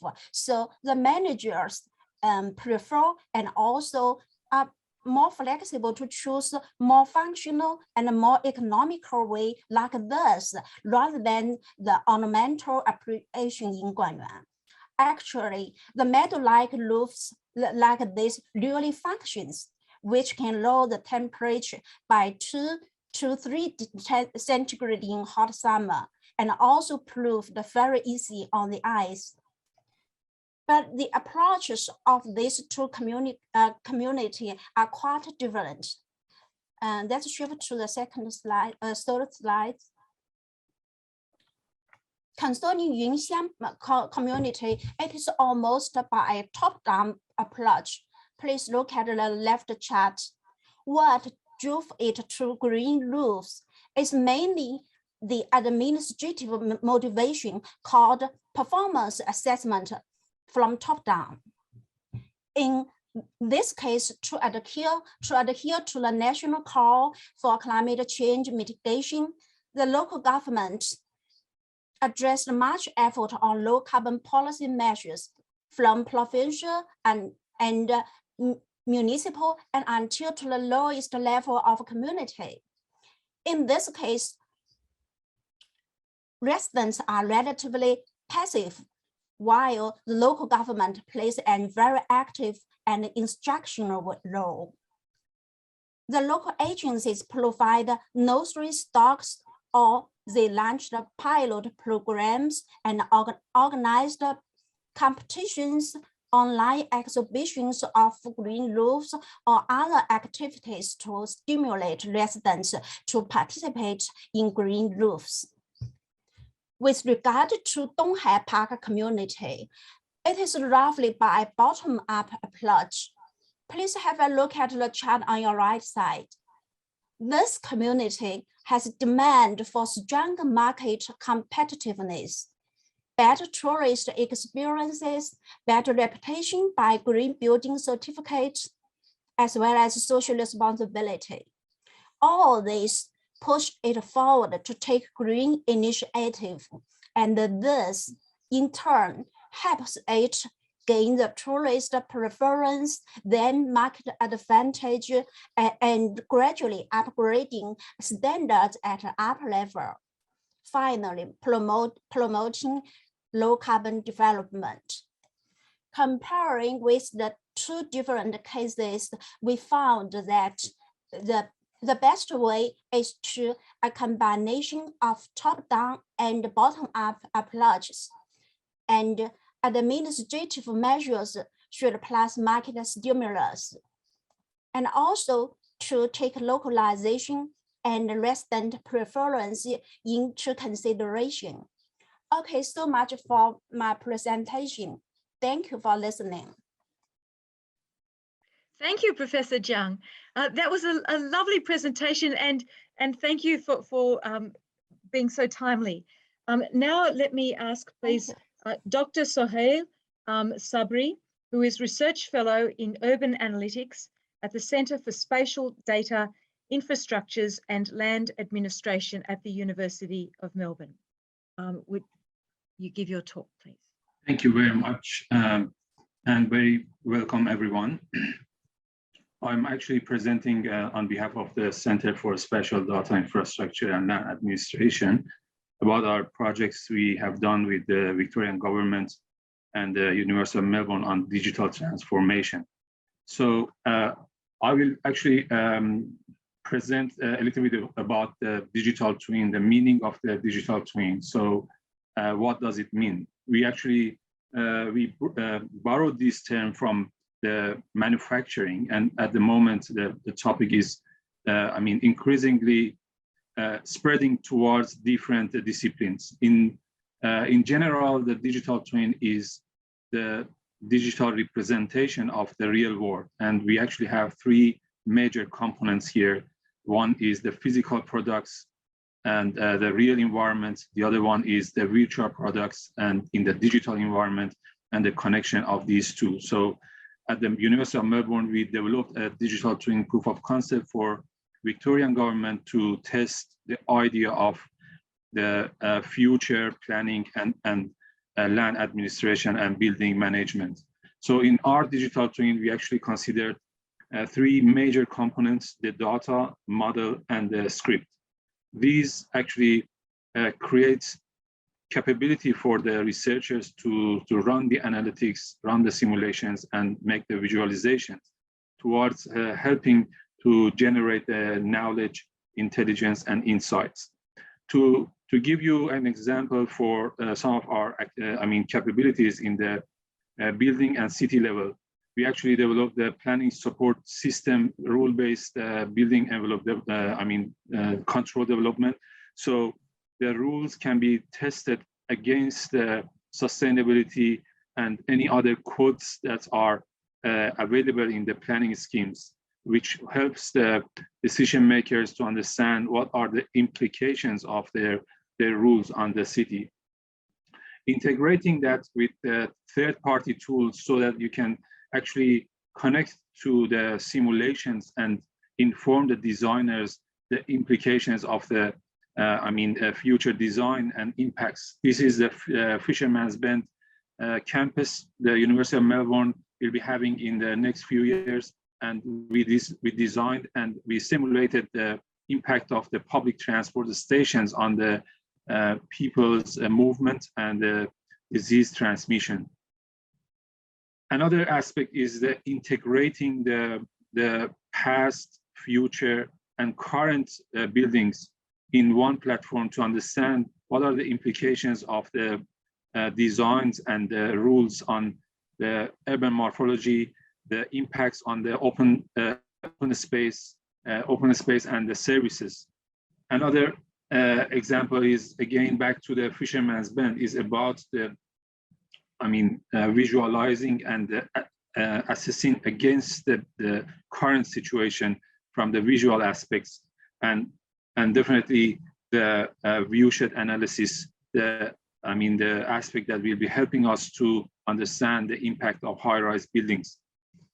So we actually, at the Center for Spatial Data Infrastructure and Land Administration, we developed a 3D data model for the cadastre system or land administration, which can be used for assessing the development proposals, and also using that for connecting to the artificial intelligence, as well as the IoT sensors for building energy performance.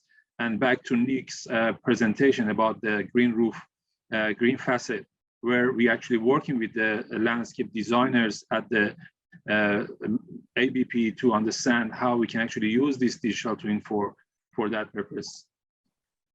And also, I think one of the major aspects here is the emerging technologies to inform the decision makers. We are dealing with the IoT sensors.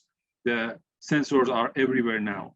Here I'm demonstrating the Melbourne Connect, the new building that is being built for the University of Melbourne, and we actually have a huge number of sensors, and we can actually leverage that and connect that with the analytics, AI analytics, and create AIoT, where we can actually understand what is the performance of the building from the energy, from the humidity, from the occupancy, and so on and so forth. So definitely it will be supporting us to actually come up with a better decision. We have actually integrated the University of Melbourne campus into the platform in a way that we can actually run the asset management. We can go inside the buildings. This is the Melbourne School of Design building, where we can actually go inside and understand the pattern and run the measurements interior, and then identify the connection of the interior and exterior.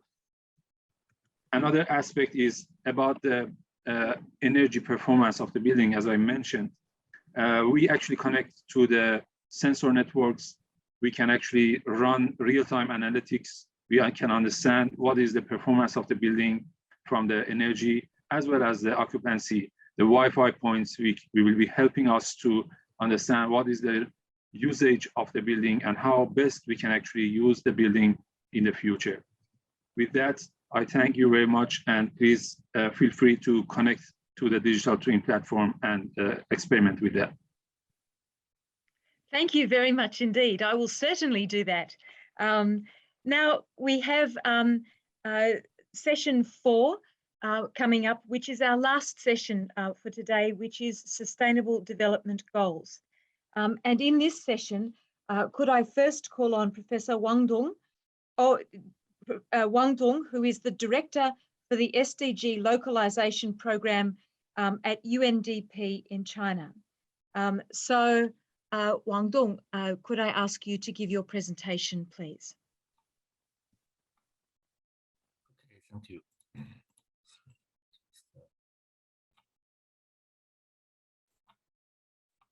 Sorry, I just shared my screen. I don't know whether it's Yes, it's there. We can see. Thank you. Oh, the previous speaker have to quit their screen sharing before I can share my screen. Sorry. Okay.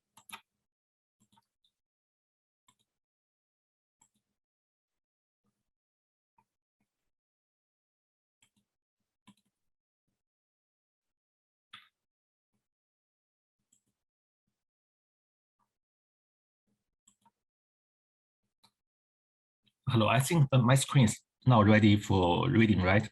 Yes, yes, it is. Yes. Okay. Okay. So I will just basically address the issue regarding the China's progress in implementation of the 2013 Global Agenda for the Sustainable Development and some practice from China. So first of all, a general catch up of the background. We all know that the 2013 agenda was a unique one and being endorsed by the UN Summit for Sustainable Development in 2015 by all the state leaders of the UN member states.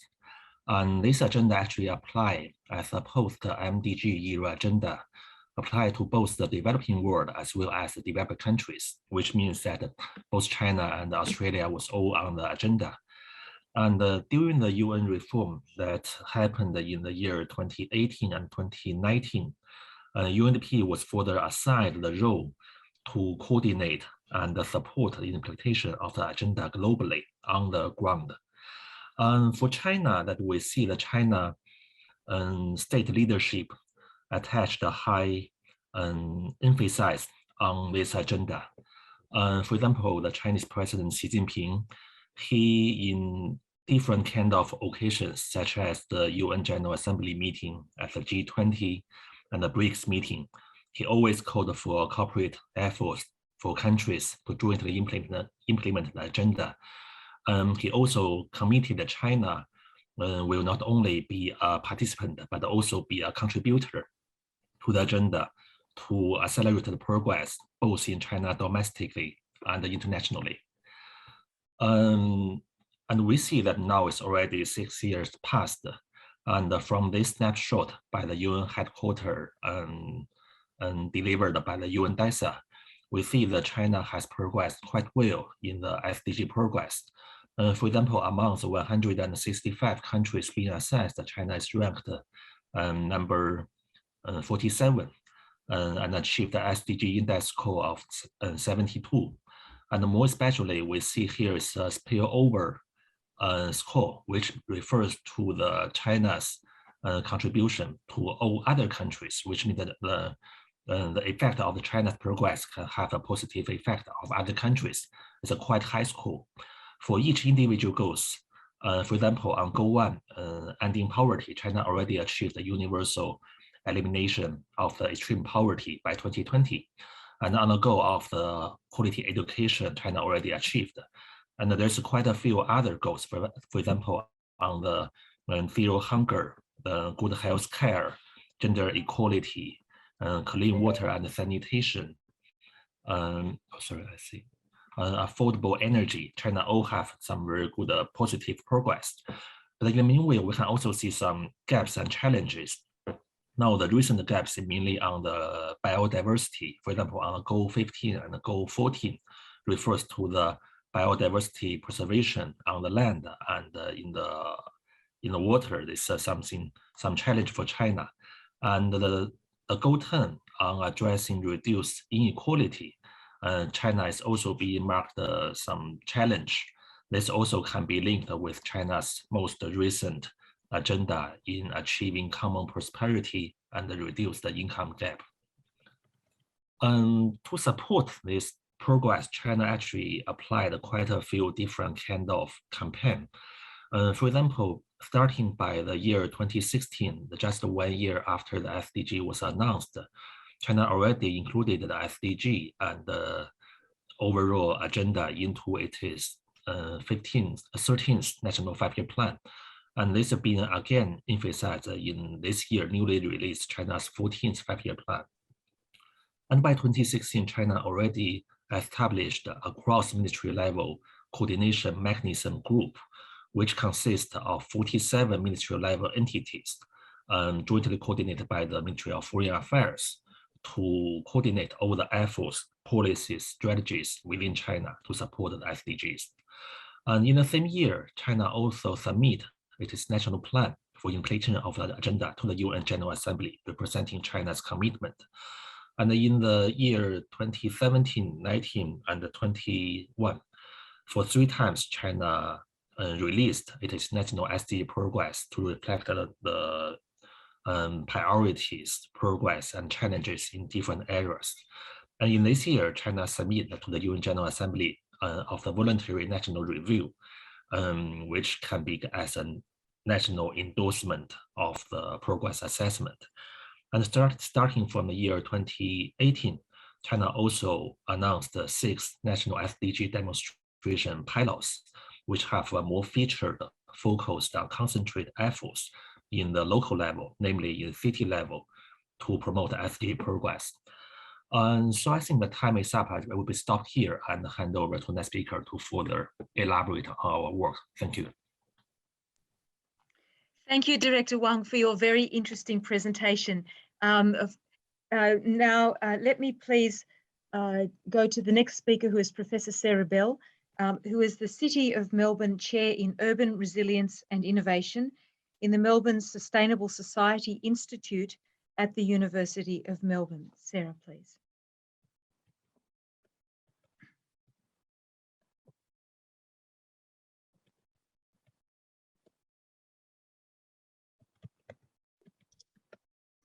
Hello, yeah, really pleased to be here, and thanks to everyone who's organised and presented so far. I will now share my screen.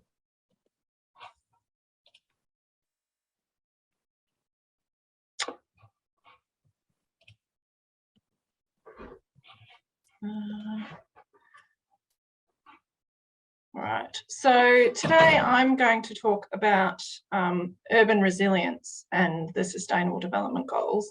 And like many of my colleagues from the University of Melbourne, I'm going to be talking about work that we've been doing in collaboration with the City of Melbourne. So as Sarah mentioned, I'm the City of Melbourne Chair in Urban Resilience and Innovation. What that means is that the city partly sponsors my role as a research professor here in the university. So I have full academic freedom to pursue my own research interests with the intention that that aligns with what the city needs in terms of urban resilience and innovation. And we've been working together in this way since the beginning of this year. And so the work that I'm going to present is one of our first outcomes from that partnership. So we'll just talk briefly about that partnership. Then I'll talk about the urban resilience framework, which we developed in partnership with the city. And on the title slide, there were a number of co-authors and collaborators on this work, so it's by no means a solo effort.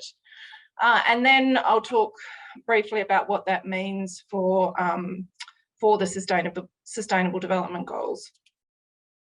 So the developing an urban resilience framework was a priority for the city because as we emerge from the COVID pandemic, as we are trying to respond to the ongoing kind of challenges of the climate emergency and the biodiversity emergency, the city really needed a common way of talking about resilience across their different departments, as well as with their communities and stakeholders.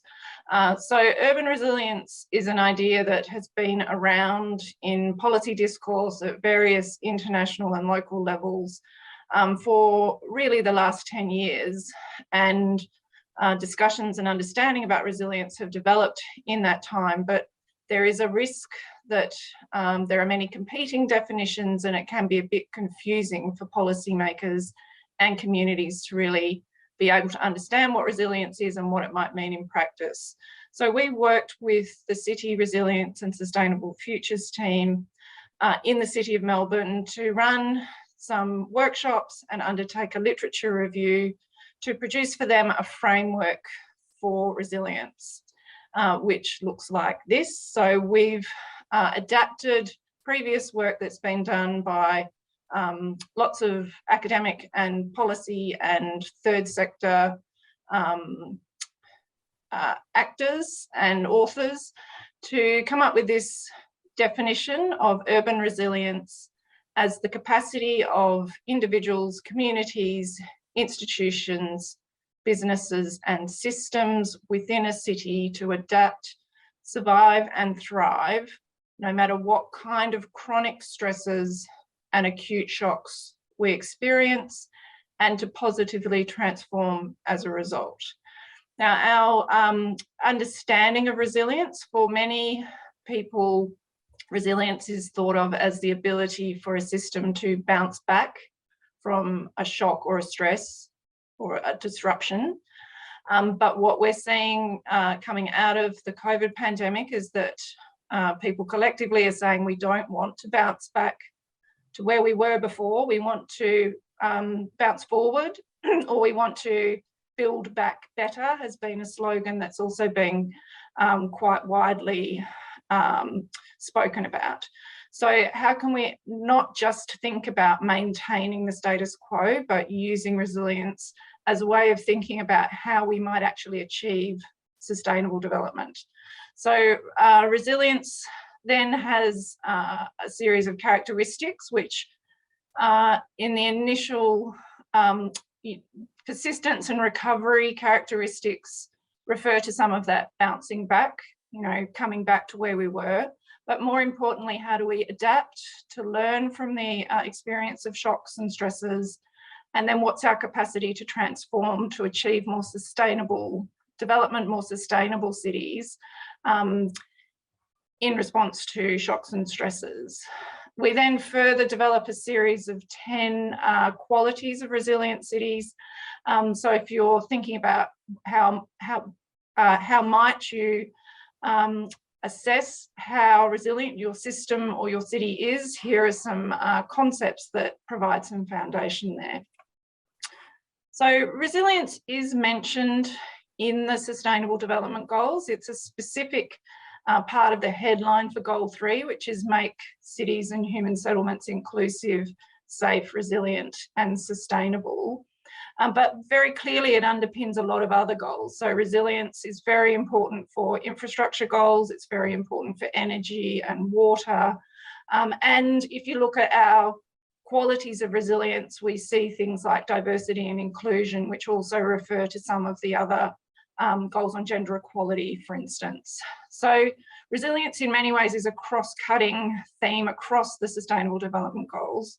And we really think about resilience as a process. So resilience is about what helps you to keep on track in order to meet the destination of sustainable development. And that's my 6 minutes, so I'll leave it there. Thanks. Thank you very much indeed, Sarah. Now, let me turn please to Professor Wong Mo, who is Professor and Director for the Division of Sustainable Development Economics at the CASS Research Institute for Ecological Civilization. Professor Wong. Okay, thank you. Thank you, Mr. Chairwoman. I would be very happy to share the research work we jointly finished with UNDP. So let me start. So can you see my screen? Is that okay? Yes, we can. Yes. Yeah, okay, perfect.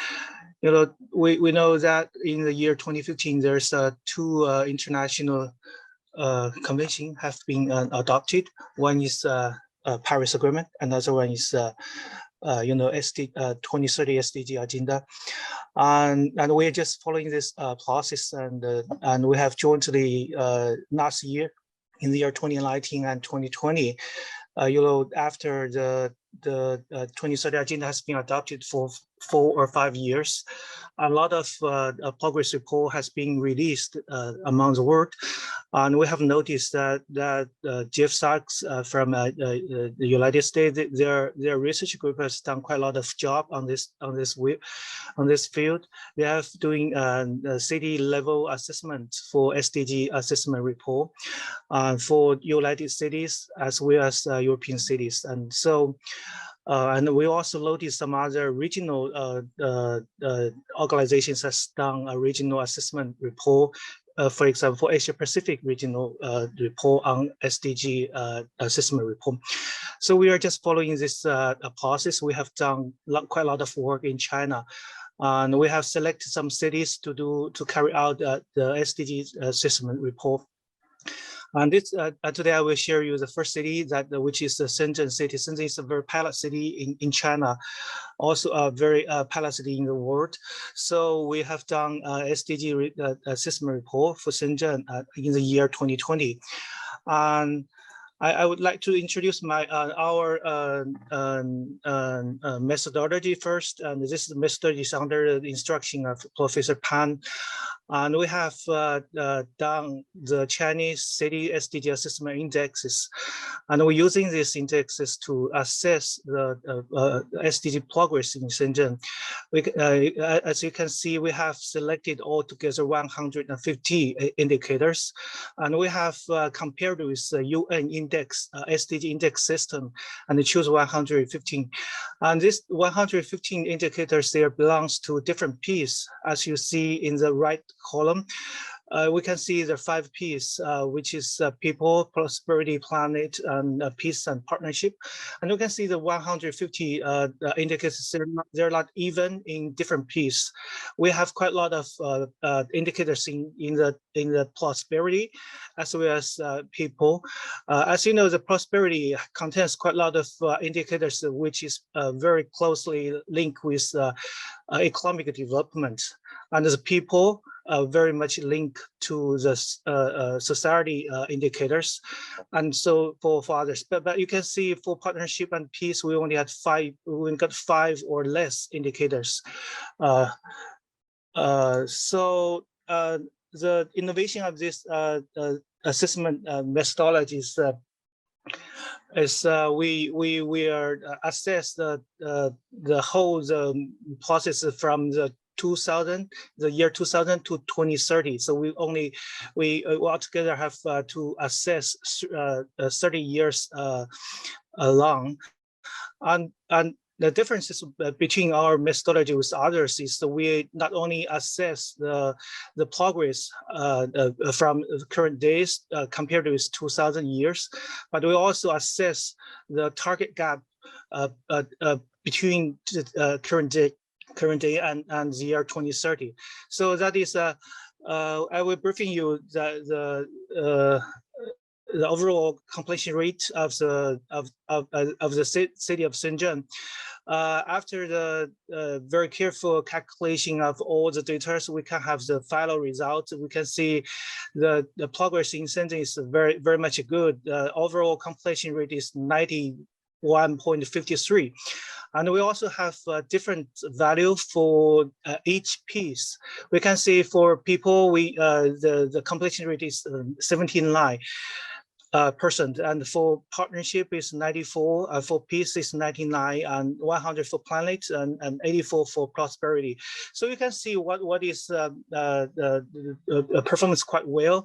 For example, for planet, that is very much related with the environment indicators, and the peace is also good, very much good. But you can see people and prosperity is compared to other peace will be less progress. So that is why that is a problem for Shenzhen, and also the cities will recognize of this result, and also their responses is this is really very much the reality. For example, Shenzhen is a very big city, and there are a lot of migrant people moving into the city every year. So Shenzhen is very much, even Shenzhen is a rich city in China, but it's still for from the social welfare perspective is lack of resources, because you can see the education resources as well as the medical resources it's not very much enough in Shenzhen. So, and for prosperity, that still compared with other P's or other indicators still less progresses. So we have another picture. You can see each of the progress of each of indicators. The green one is means that the performance is very much good, but the red one is something we need to be very much pay more attention in the future. For example, in this tape. So in this table, that is education and the medical services, and as well as Thai indexes is shown in red, and this kind of data need to be to pay more attention in the future. This will be my presentation, and I would like to have half a minute to do an advertisement. We have a journal of Chinese Journal of Urban Environmental Studies, and since this topic is very much related to this seminar, and the editor-in-chief is Professor Pan Jiahua, and I'm the managing editor, and we will be. This is an open access journal, and we have been indexed in ESCI, that's Google's Ecolist and EBSCO, and I have put the email here, and we will very much welcome the contributions from all of you, and wish to have some in the future. We wish to have collaboration with all the experts in this seminar. And thank you very much. Thank you, Professor Wong. That is indeed a very esteemed journal, and thank you for bringing it to our attention, giving us an opportunity to participate. And so for the last paper in this session, let me invite, please, Dr. Jessie Briggs, who is a research fellow in urban sustainability at the University of Melbourne. Jessie, please. Thank you, everyone. I just need the last presenter to stop sharing so I can share my slides. Thank you. Awesome. Thank you so much. Let's jump into it. All right. So being really conscious of time, I know we have a lot of questions we want to get into, but my name is Jessie Briggs. I'm a research fellow at the Melbourne Centre for Cities, and my presentation today is about the Sustainable Development Goals at the Melbourne Centre for Cities, to contextualise the work that me and Dr. Alexi Trundle are doing to localise the SDGs at the City of Melbourne. So jumping right in, we actually have quite a bit of work at the Melbourne Centre for Cities that relate to the SDGs that is currently going on. So we have Equity in the SDGs, which is led by Dr. Stephanie Butcher. And in this work, Dr. Stephanie Butcher is looking at urban equality frameworks for deploying the Sustainable Development Goals. And Stephanie's also developed 3 provocations for a relational agenda when talking about urban equality in the SDGs. We also have the Sdg City Challenge, which is led by Dr. Kathy Oak, who's already presented today, and Amelia Leversley, which is also supported by Alexi Trundle there. And the Sdg City Challenge is a 6-month program for participating cities that brings them together in a collaborative learn and do group training engagement to gain SDG expertise and align city goals with the UN's 2030 agenda. So this is actually the 2nd time that we've delivered or run the SDGs City Challenge. And this year it was done with local governments across Australia, New Zealand and the USA, and delivered in collaboration with ICLEI USA and partnership with Brookings, the United Nations Association of Australia in Victoria, as well as the University of Texas at Arlington. But getting quickly to my project, so looking at SDGs for Melbourne, doing again in collaboration with Dr. Alexi Trundle. So we are working with the City of Melbourne to develop a best practice framework for localising, benchmarking and prioritising the SDGs within the way the city plans, delivers and measures its work. We're currently in phase 2 of this project, and we're doing this in partnership, obviously, with the City of Melbourne, but also the Monash Sustainable Development Institute based at Monash University here in Victoria in Melbourne. So considering time constraints, I'm just going to focus on one part of our methodology, which is the Melbourne Sdg Principles. So the Melbourne Centre for Cities developed these principles to essentially maximise the value add for urban governments and for municipalities in obviously Australia and for the City of Melbourne, but for anywhere in the world, with a particular focus on partnerships, benchmarking and comparability. And the way we did that is apply different approaches to the 3 components of the SDG framework, which is the goals, the targets and the indicators, and align them to different vertical scales of action. So at the very top, we have the goals. We wanted to keep them globally consistent. So there are 17 goals, like the UN global framework there. We made sure to keep the language consistent. We looked at all 17 and we didn't add or subtract any. And this is so we can keep that common language element of the SDGs, which is so important for partnerships. Getting into the targets. So this is where the main part or the main feature of the localization occurred. So we localized those targets to suit jurisdiction, capabilities and community priorities for City of Melbourne. So the targets is where that context becomes really important, because City of Melbourne want to embed the whole suite as a guiding framework for their entire planning environment. It is important there that the targets really reflect what's going on in the ground and make sense in that local context. And then we get to the indicators. So I could do a whole presentation on data and indicators and how difficult they can be, how important they are. But specifically for this presentation now and for this methodology component, when selecting indicators, we really made sure to prioritize those from the UN Global Framework. And then when we didn't have appropriate data or they weren't applicable at the local context, we made sure to select indicators on a reverse, based on the scale that we could compare or benchmark against. So if the global indicators weren't available, we then looked at nationally relevant indicators for benchmarkability and comparability, down to regional and down to local, when it really only made sense for an indicator there to get that local level. That's a really quick introduction to our methodology there, but I have got an eye on the time and understand we want to get to questions. So I'll actually leave it there. Thank you, everyone. Jessie, thank you so much. It's such an interesting project. And I can say that the second two sessions, like the first two sessions, have been an embarrassment of riches with so much interesting work and so much detail and expertise.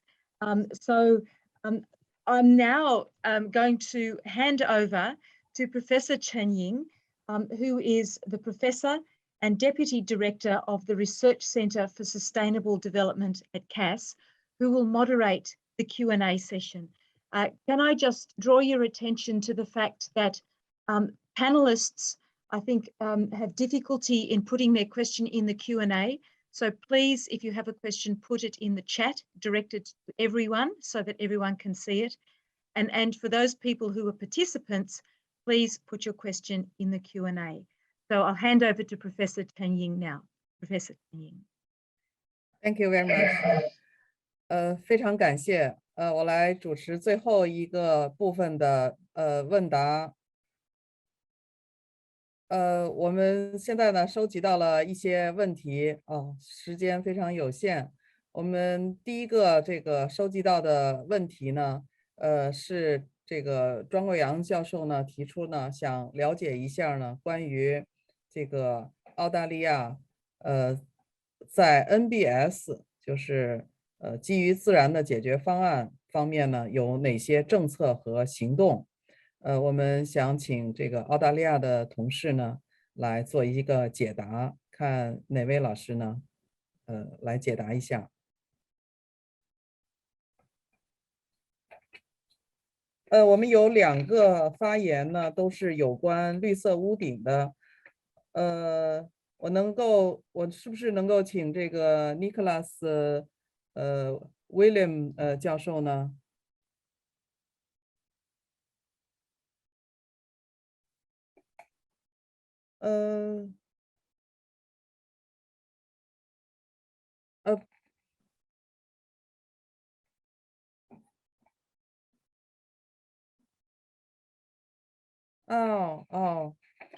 有可能呢，反正就是要请另外一个什么讲一讲这个问题。我看看他可能就是小孩子有问题，所以他就是抱歉就早一点走了。好的那有没有其他的这个同事可以介绍一下关于澳大利亚 NBS 方面的情况呢？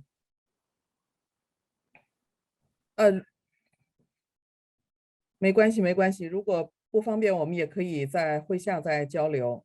那么刚才孙教授提出了一个给社科院同事的问题，在对话框里呢，孙教授呢，提出呢，想了解呢，就是关于碳中和，问题呢，他非常赞同城市在实现碳中和方面的这个重要性。他想问的呢是，目前的这个政策呢，有没有考虑超出了这个城市边界的这方面的问题？我理解呢，是不是孙教授这个想知道呢，就是在中国城市的在应对气候变化和碳中和方面呢，是不是有一些在区域层面的一些实践？这个问题是不是我可以请这个庄贵阳教授来谈一谈，在城市以及区域方面城市之间的合作，来共同达峰和共同碳中和这些方面有一些什么情况可以分享？好的，谢谢陈英教授，这是一个非常好的这样的一个话题。中国的城市呢具有多样性，就是城市具有不同的这样的一个产业结构特征，这个城市大小也有很不同。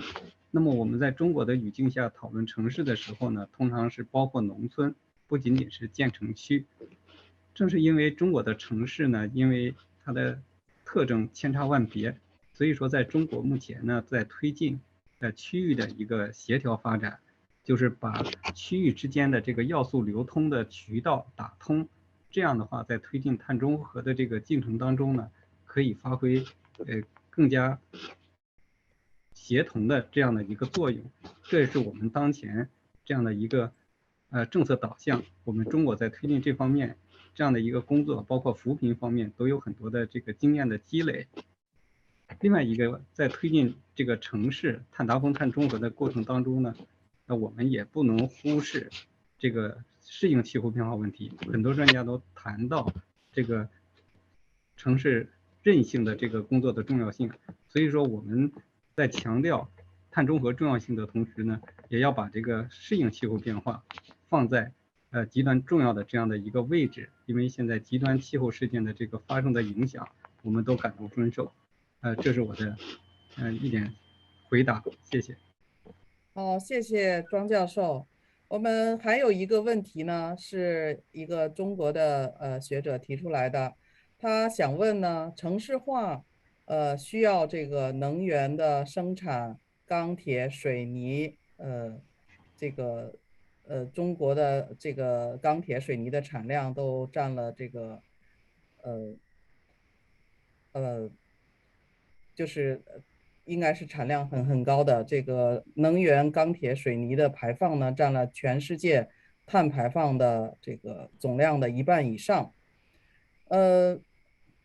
北京的副中心和雄安新区的建设，疏解了北京市区的一些低端的产业，但是在建设过程中呢，应该说不可避免的会使用到了能源、钢铁、水泥等等，产生更多的碳排放。他是觉得这2方面是不是符合可持续发展的要求啊？我不知道我理解的对不对啊？他想问的是说这2个方面是不是产生了矛盾？今天呢，我们在可持续发展目标这个第4节的部分呢，很多的老师都谈到了可持续发展的目标。那么我可不可以请这个王某教授来回答一下这个问题呢？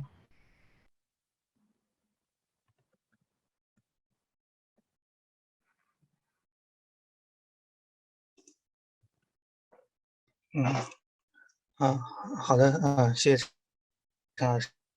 我来trying to answer this question, and I think this is a very challenging question.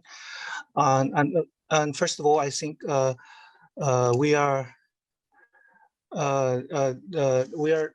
establishing the Yellow Subcenter of Beijing, as well as Xiong'an City, a brand new city, and this new area, or this subcenter and Xiong'an new city, is not built for accommodate the outdated.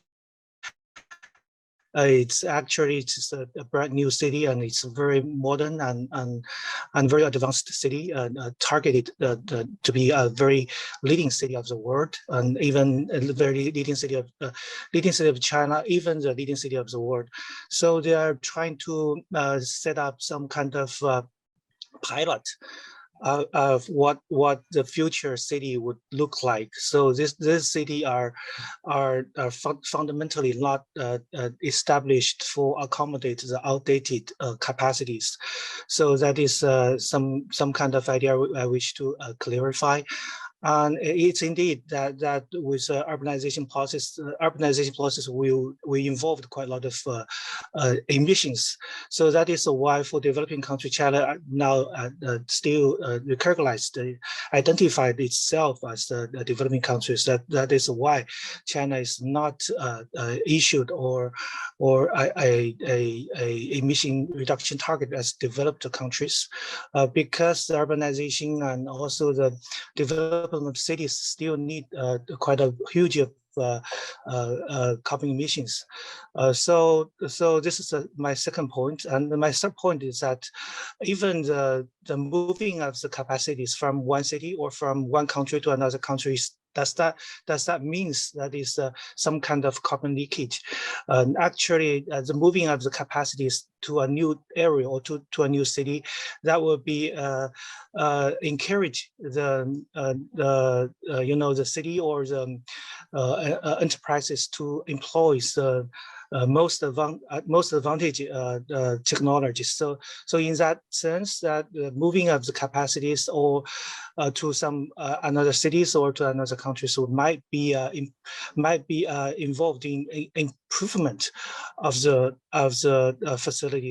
I mean the technologies of the facilities, and which also some kind of helpful for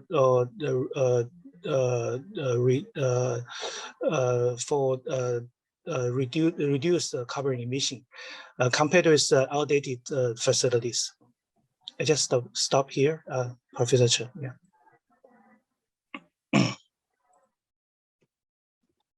好的，谢谢王谋的回答。我们的时间陈英老师，陈英老师，我想就刚才的这个王谋的这个进一步说一下刚才这个问题。好的，请单老师再补充一下。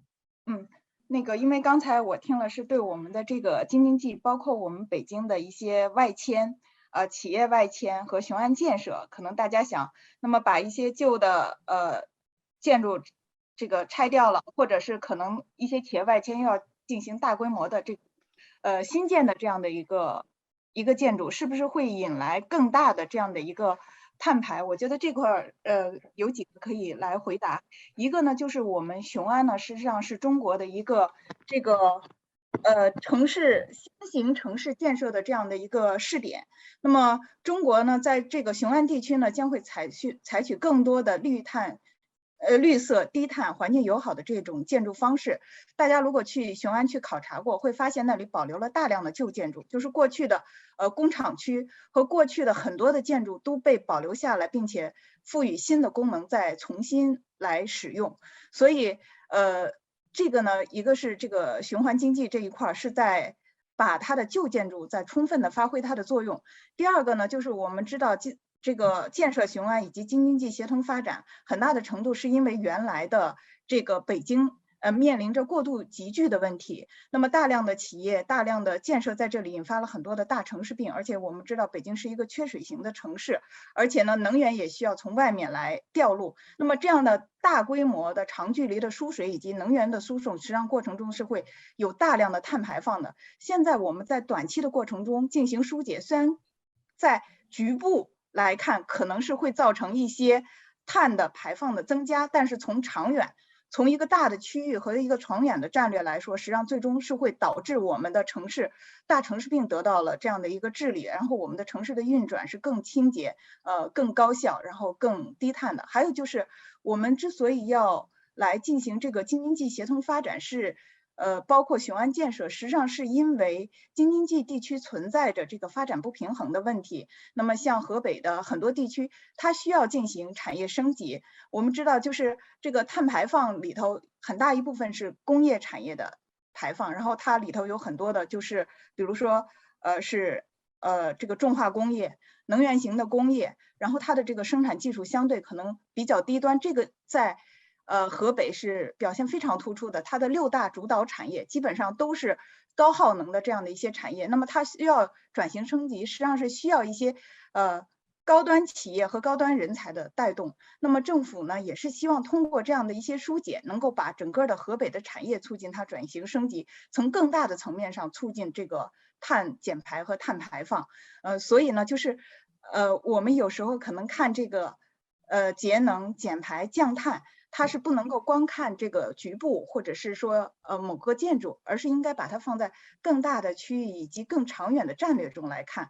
那么从更长远的战略来看呢，其实京津冀的这个协同发展和包括它的发展战略中，无论是从专题规划的设计和专项研究的设计，其实都在充分考虑如何来应对气候变化。那么一方面呢是积极的减缓，一个是适应。好，谢谢啊，时间的关系啊，我不得不结束这个问答的环节。今天的这个很多的报告都非常的精彩，很多的这个问题呢，我们还来不及详细的讨论，但是我们的由于时间的关系，我们结束这个问答的环节了，进入呢下边的这个closing remarks。Thank you very much, Professor Chen. You have the most difficult task, which is closing a very interesting conversation. So thank you to all of the speakers and all of the moderators. We can see there's so many areas of complementarity, and I hope that this is really the beginning of a conversation. Thank you also to the interpreters who've done a fabulous job. Now let me hand over to Professor Zhang Yongsheng, who will be the MC for the closing remarks. Thank you. 谢谢 Sarah。经过3个小时的高强度的讨论，估计大家都有点累啊。现在我们是最后一个环节啊。这一节我们有幸邀请中国社会科学院国际合作局副局长廖凡教授，和墨尔本大学的副校长Mr. Wesley to 来给我们发言啊。首先我们请廖凡教授。廖教授，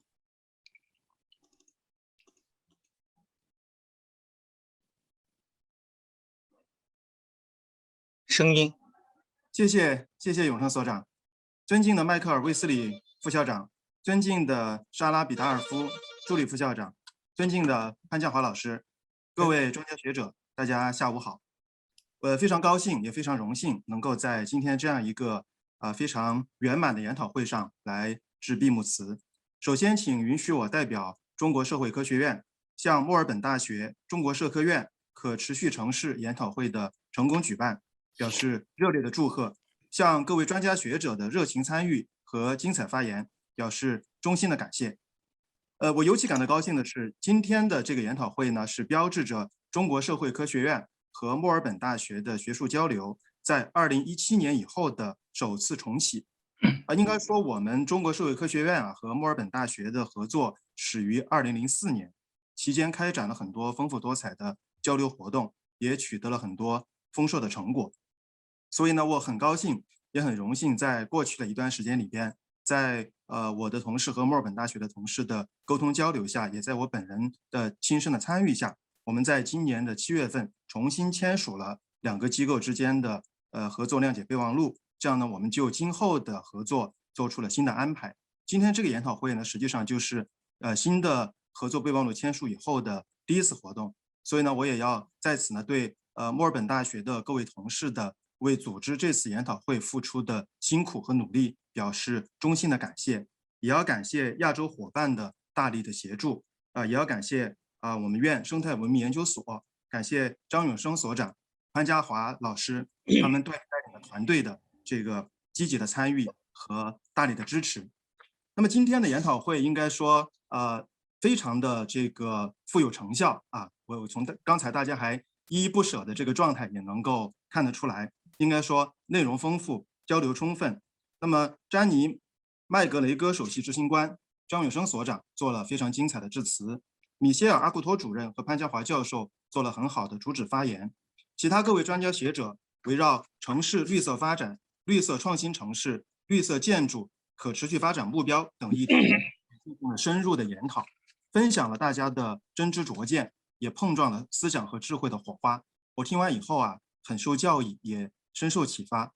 应该说，我感受最深的一点是，在我们今天这个时代，人类社会的利益、诉求和命运已经以前所未有的紧密程度交织在了一起。面对诸如气候变化、公共卫生这样的共同难题，应该说没有哪个国家能够独自应对人类面临的各种挑战，也没有哪个国家能够退回到自我封闭的孤岛。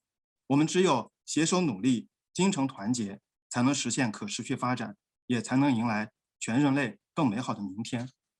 就像张永森所长在这个开幕致辞里边已经指出的那样，墨尔本大学是全世界顶尖大学之一，而中国社会科学院呢，代表了中国在人文、哲学、社会科学领域的研究的最高水平。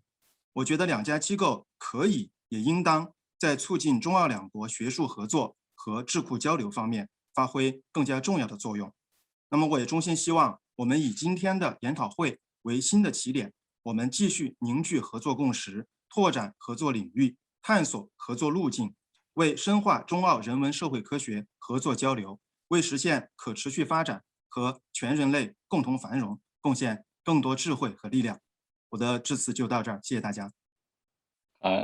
谢谢廖凡教授啊，我们期待社科院和墨尔本大学未来有更多的研究合作啊。Now, Mr. Wesley, the floor is yours, please. Thank you.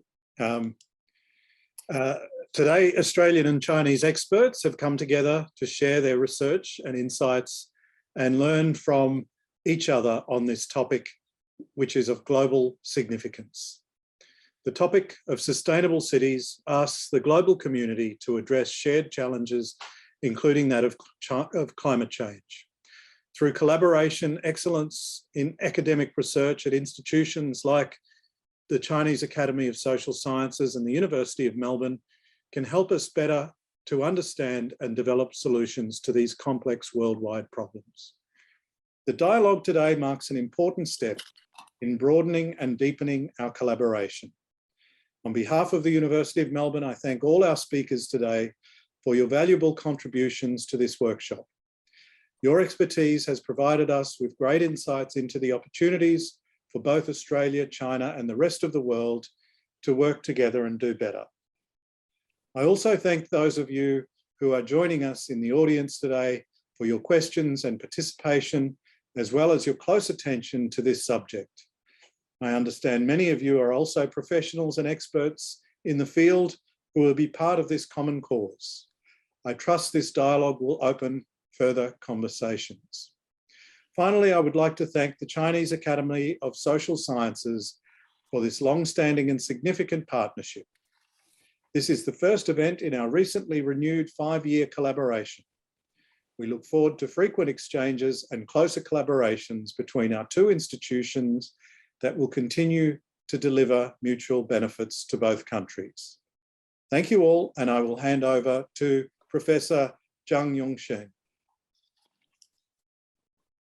Thank you, Deputy Vice-Chancellor Mr. Wesley. I found today's discussions extremely interesting, exciting, and inspiring.